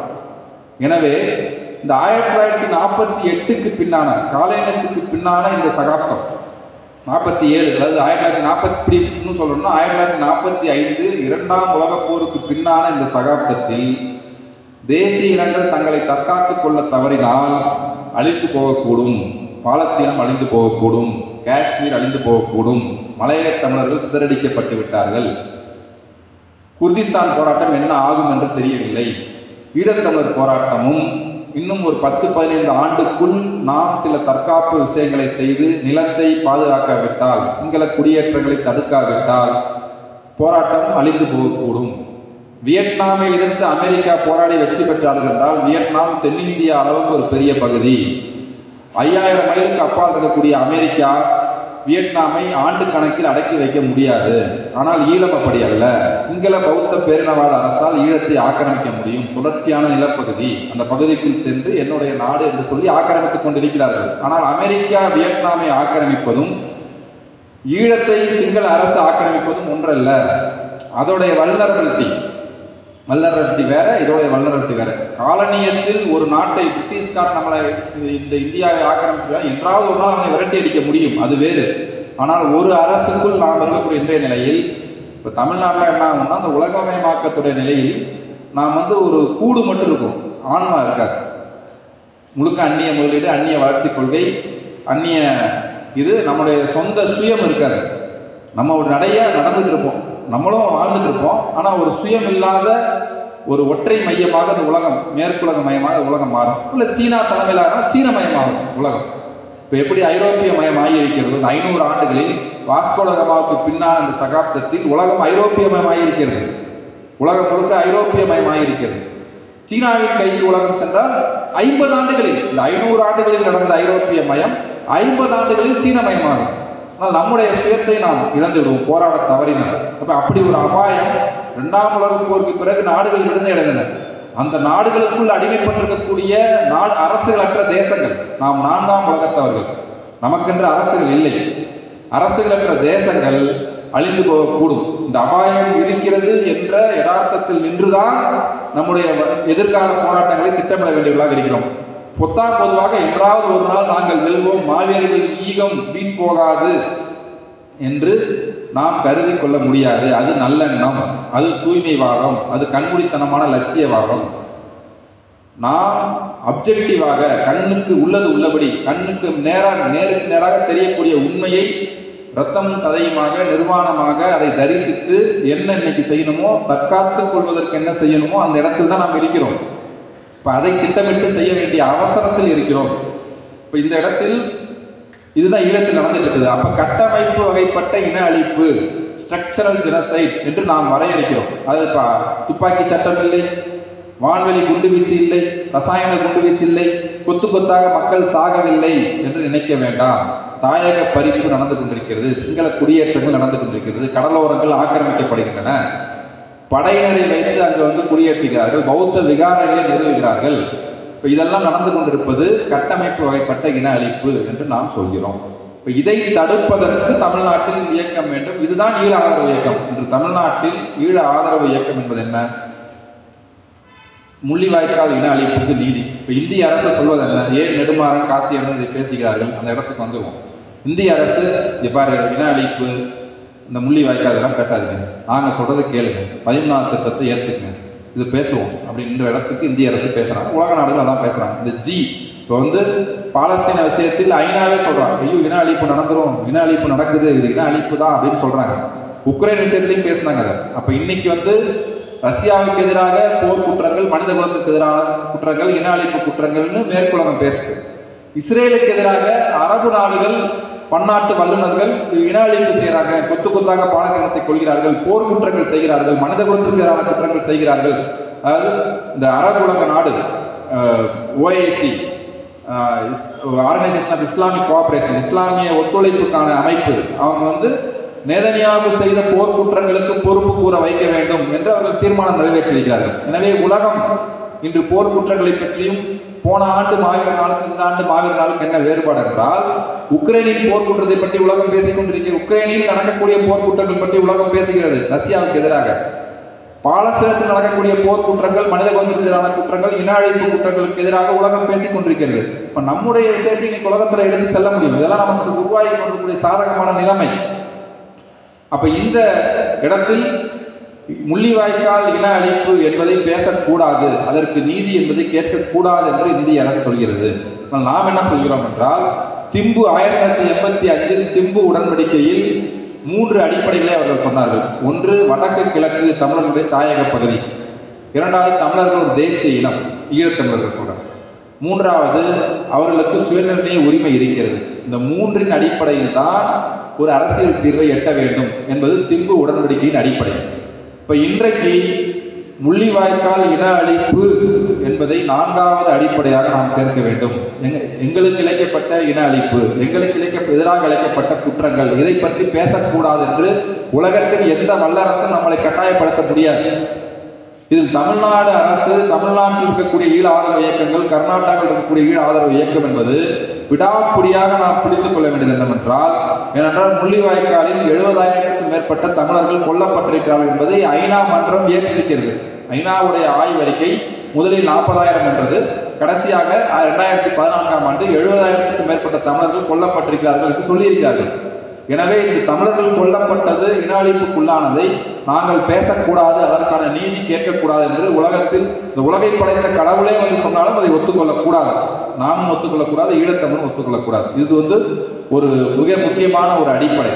அது திமுக அதிமுக தமிழ்நாட்டு கட்சிகள் முள்ளிவாய்க்கால் இன அழிப்புக்கு நீதியை பற்றி அதை மறந்துவிட்டு, நடுவில் கொஞ்சம் பக்கத்தை கடந்த மாதிரி அதை விட்டுட்டு 13வது திருத்தம், அதை விட்டு ஏதோ ஒரு அரசியல் தீர்வு, இதெல்லாம் பேச முடியாது.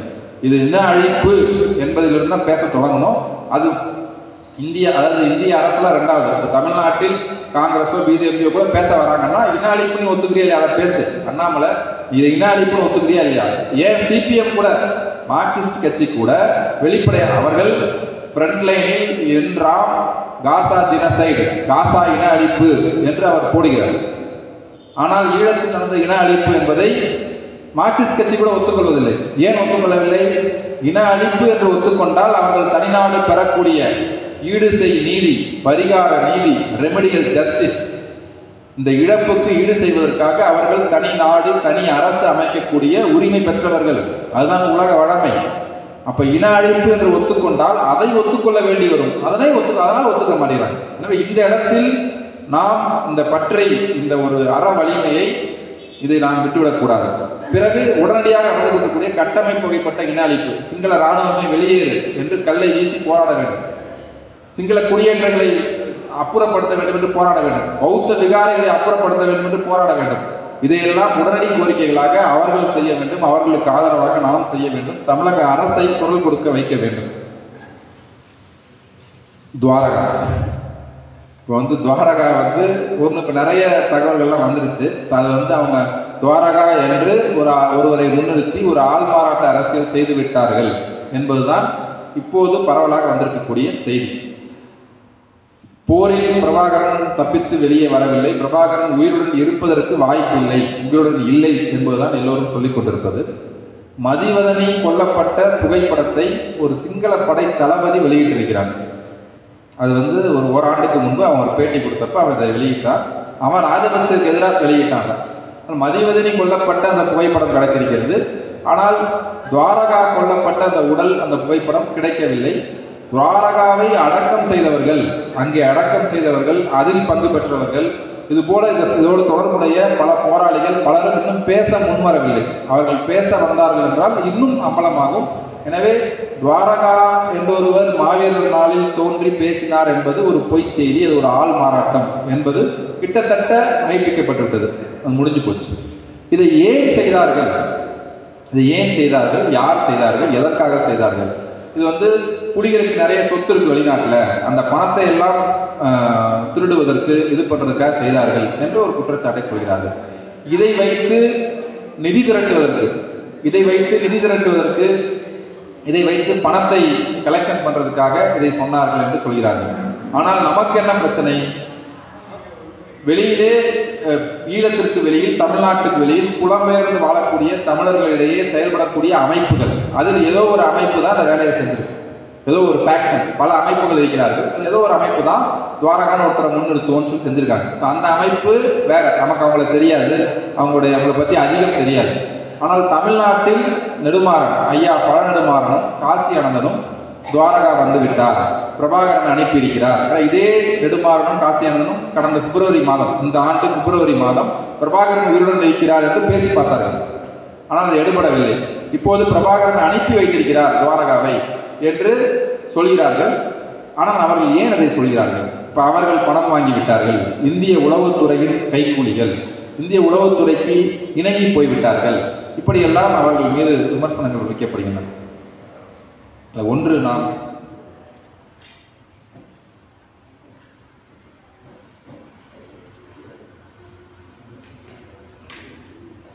இதை அப்ப நெடுமாறனோ காசி அண்ணனோ இந்த அவருடைய இந்த வயதிலே, இந்த காலகட்டத்திலே பணத்திற்காகவோ பதவிக்காகவோ அல்லது உளவுத்துறைக்கு துணை செய்வதற்காகவோ இதை செய்யக்கூடியவர்கள் அல்ல. அப்படி நாம் இதை மதிப்பிட்டு ஒரு முடிவு பெற முடியாது. பிரச்சனை என்னவென்றால், 2009 பின்னான இந்த 15 ஆண்டுகளில் ஆயுத போராட்டம் முடிவுக்கு வந்துவிட்டது. முடிவுக்குன்னா ஆயுத போராட்டம் ஒரு பெரும் அழிவை சந்தித்து விட்டது. புலிகளுடைய முதுகெலும்பை முறித்து விட்டார்கள். சில போராளிகள் நாட்டை விட்டு வெளியேறி இருக்கலாம், பல போராளிகள் சரணடைந்தார்கள், அவர்கள் மறுவாழ்வு முகாமுக்கு சென்றார்கள், ஈழத்தில் வாழ்கிறார்கள், மிகவும் மோசமான நிலையில் வாழ்கிறார்கள். இப்போ ஆயுத போராட்டம் 2009 முள்ளிவாய்க்காலில் ஒரு இடத்துக்கு வந்து விட்டது. 2009 பிறகு அரசியல் கவனிக்கணும். 2009 பிறகு அரசியல் வழி என்ன? இந்த போராட்டத்தை முன்னோக்கி செல்வதற்கான, இப்போ நம்ம சொல்றோம் இல்லையா, 1980 வரை தந்தை செல்வநாயகன் தலைமையில் அமைதி வழியில் போராடினார்கள். 1980 2009 வரை பிரபாகரன் தலைமையில் ஆயுத போராட்டம் நடத்தினார்கள். 2009 பிறகு என்ன அரசியல் வழி என்ன என்ற கேள்வி இருக்கிறது. அதுதான் ஈழத்தில் நடக்கக்கூடிய கேப்பாப்புலவு போராட்டம் என்று மக்கள் தங்கள் ஆக்கிரமிக்கப்பட்ட நிலங்களை கொடுங்கள் என்று ஆண்டு கணக்கில் அமர்ந்து போராடினார்கள். 2000 நாட்களுக்கு மேலாக சுழற்சி முறையில் காணாமல் போன எங்கள் உறவுகள் எங்கே, 19,000க்கும் மேற்பட்ட தமிழர்கள் காணாமல் அடிக்கப்பட்டிருக்கிறார்கள். அவர்கள் எப்படி போர் முடிந்த பொழுது சிங்கள இராணுவத்திடம் கையளிக்கப்பட்டவர்கள்.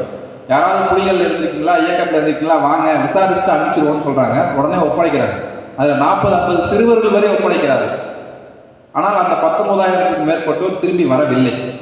அப்ப அவர்களுடைய உறவினர்கள் போராடி கொண்டிருக்கிறார்கள், நிலத்தை மீட்பதற்காக போராடுகிறார்கள், பௌத்த விகாரங்களை நிறுவக்கூடாது என்று போராடுகிறார்கள். இப்படி அமைதி வழியில் பேரணி, ஆர்ப்பாட்டம், போராட்டம், உண்ணாவிரதம், கவன ஈர்ப்பு போராட்டம், ஒரு இடத்துல இருந்து நாட்கணக்கில் அமர்ந்திருந்து போராட்டம், இப்படி பல வழிகளில் போராடுகிறார்கள்.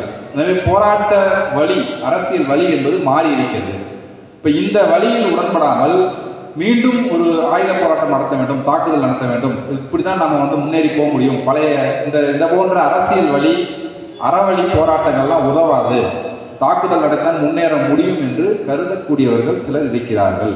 ஆனால் பிரச்சனை என்னன்னா, ஈழத்தில் மனித வளமே நான் அப்படி ஒரு வேளை தாக்குதல் நடத்தியாக வேண்டும். சிங்கள இராணுவத்துக்கு எதிராக அது குண்டு தாக்குதல் நடத்தலாம், அருவா எடுத்து வெட்டலாம், கல் எடுத்து வீசலாம்.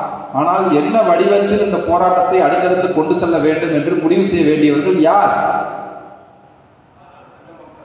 ஈழத்தில் வடக்கு கிழக்கில் இராணுவ பிடியில் போரின் துன்பத்தை, போரின் அவலத்தை, போருக்கு பின்னான இந்த டிராமா, அந்த மனக்கவலை, மனச்சுமை, இழப்புகளின் சுமை, இதையெல்லாம் தாங்கிக் கொண்டு வாழ்ந்து கொண்டு நடைப்பணங்களாக எதிரியின் காலடியில் வீழ்ந்து வாழ்ந்து கொண்டிருக்கக்கூடிய ஈழத்தமிழ் மக்கள் தான் எந்த போராட்ட வடிவத்தை முன்னெடுக்க வேண்டும் என்று முடிவு செய்ய வேண்டுமே ஒழிய புலம்பெயர்ந்து வாழக்கூடிய அமைப்புகளோ தமிழ்நாட்டில் கூடிய அமைப்புகளோ அதை முடிவு செய்ய முடியாது.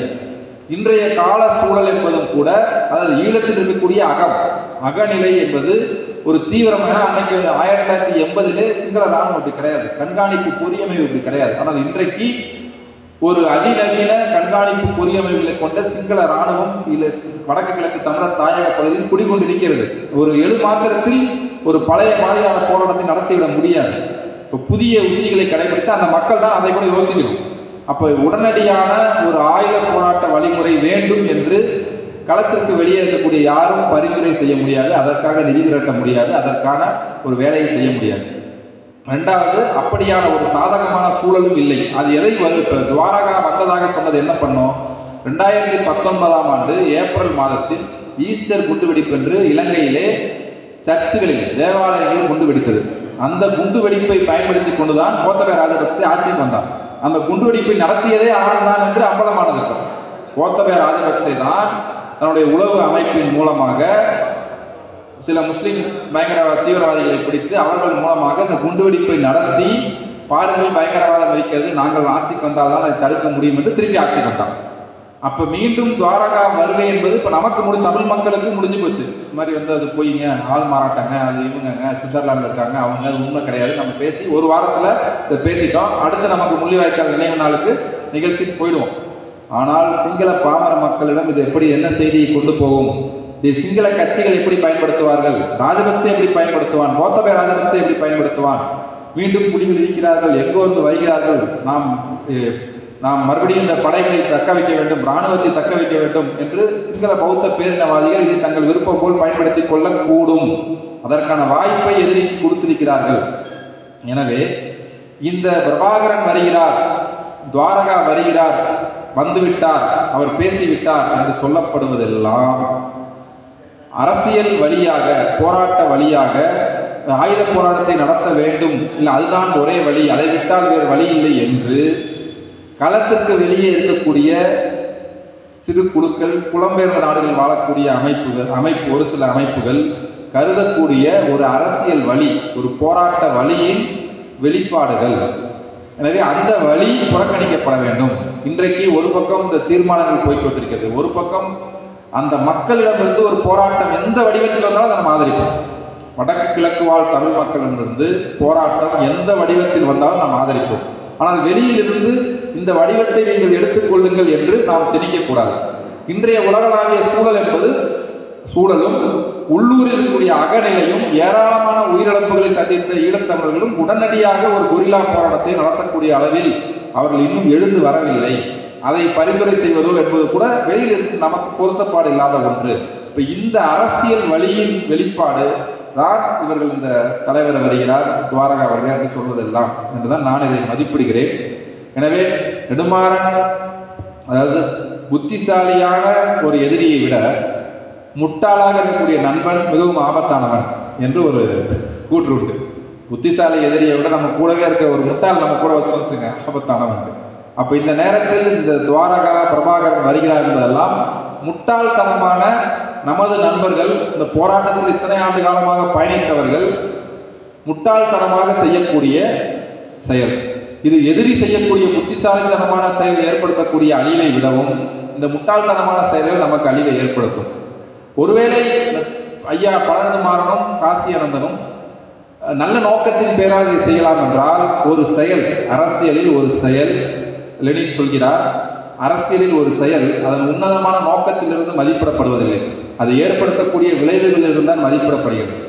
எனவே ஒரு செயல் நோக்கத்தின் பொருட்டு நமக்கு மதிப்பு கிடையாது, அந்த செயல் ஏற்படுத்தக்கூடிய விளைவு என்ன, புறம் சார்ந்த விளைவுகள் என்ன என்பதிலிருந்து மதிப்பிடப்படுவது. எனவே இது போன்ற முன்னெடுப்புகள், முயற்சிகள், உத்திகள் எதிரிக்கு சாதகமான நிலைமைகளை தோற்றுவிக்குமே ஒழிய நம்முடைய இந்த போராட்டம் முன்னோக்கி செல்வதற்கான நிலைமைகளை தோற்றுவிக்காது. எனவே இது ஒரு தனிநபரின் வக்கிரம், பதவி, பணம், புகழ், ஆசை என்பதற்கு அப்பால் இந்த முயற்சி, பிரபாகரன் வருகிறார், இயேசு வருகிறார், துவாரகா வருகிறார், பேசினார் என்ற முயற்சி எல்லாம் ஒரு அரசியல் வழி சம்பந்தமான ஒன்றை திணிக்கும் முயற்சி என்ற அளவில் நாம் இதை புரிந்து கொண்டு இதை புறக்கணிப்பது, இந்த கூற்றை இது போன்றவற்றை புறக்கணிப்பது தான் ஈழ விடுதலை ஆதரவு முகாமில் இருக்கக்கூடிய நாம் செய்ய வேண்டிய வேலை.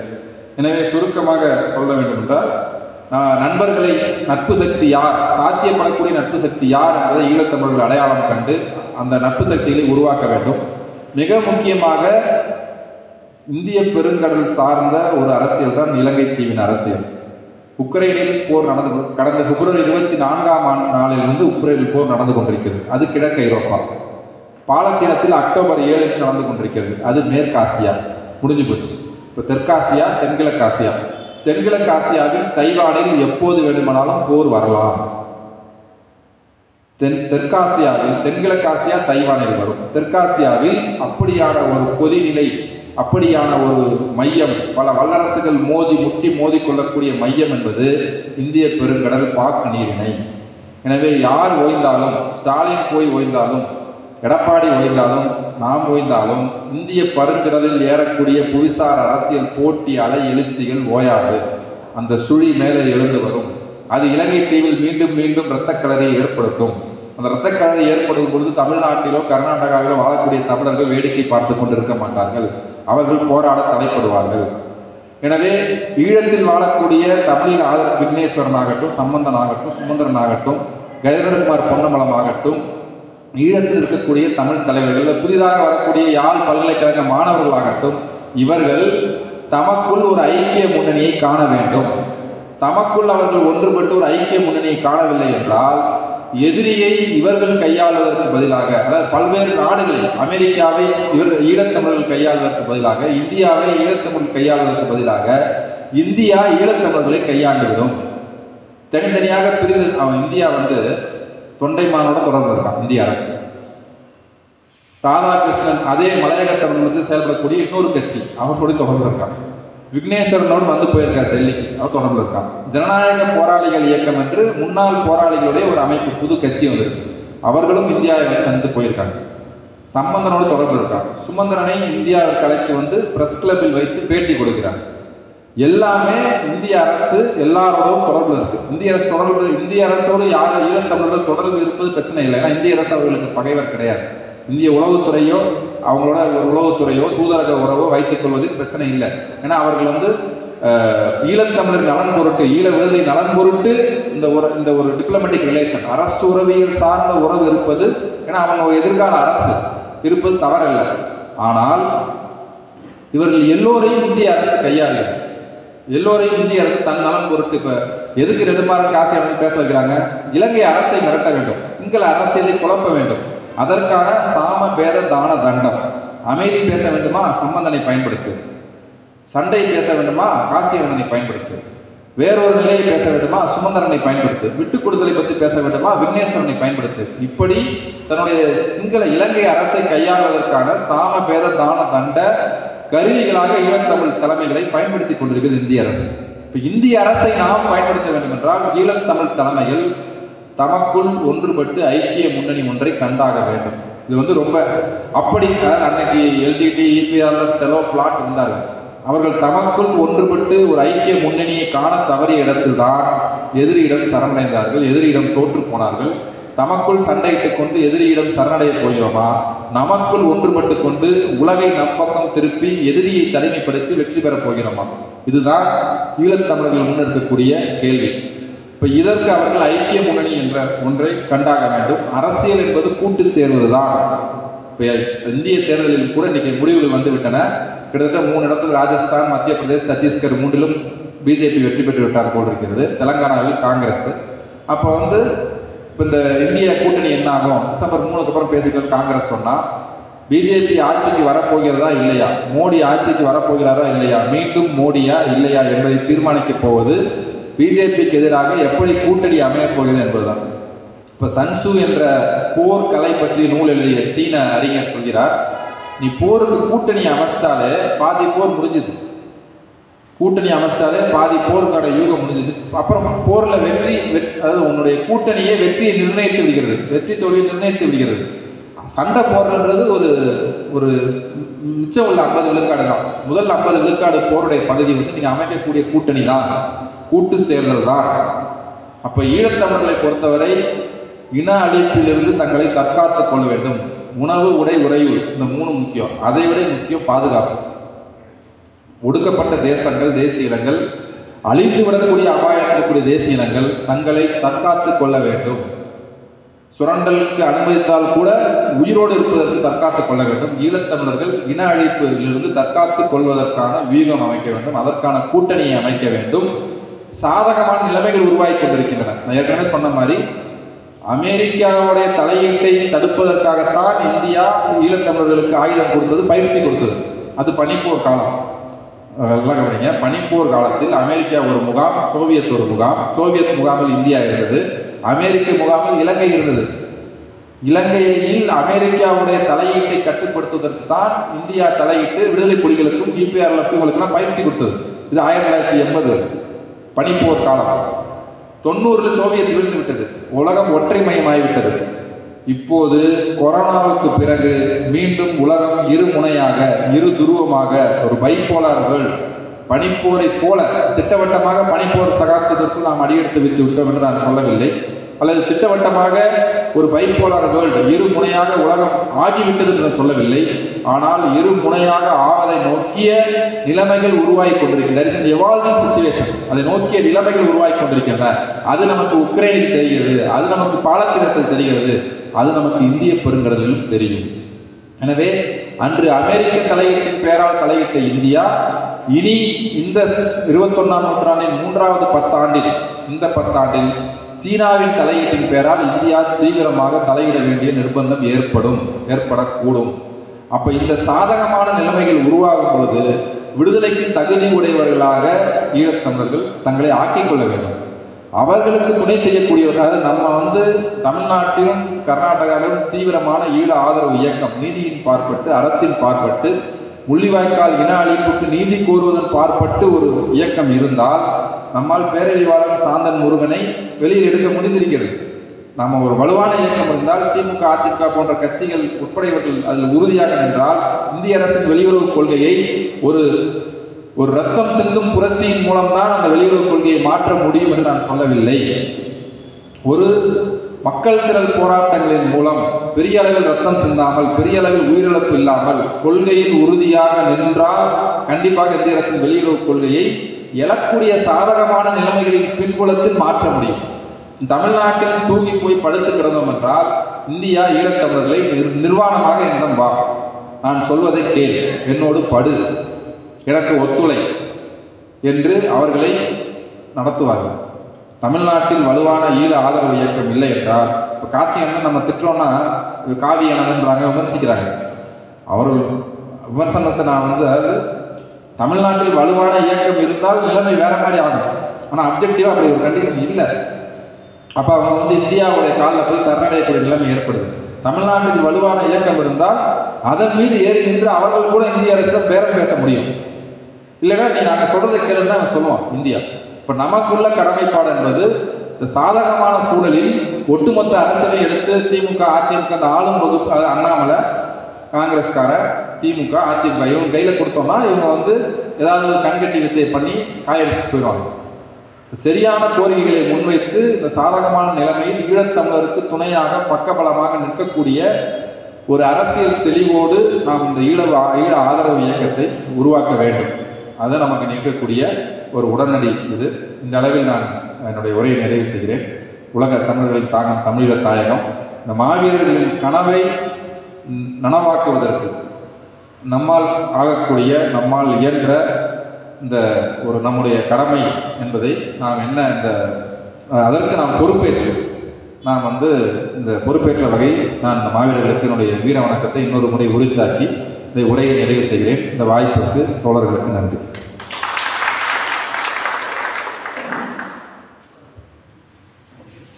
நன்றி தோழர் செந்தில் அவர்களுக்கு. நம் முன்னாடி இந்த மாவீரர்கள் என்ன கடமை இருக்கிறது நாம் சொல்லியிருக்காரு. இதை நாம் கணக்கில் எடுத்துவோம். அடுத்ததாக இறுதியாக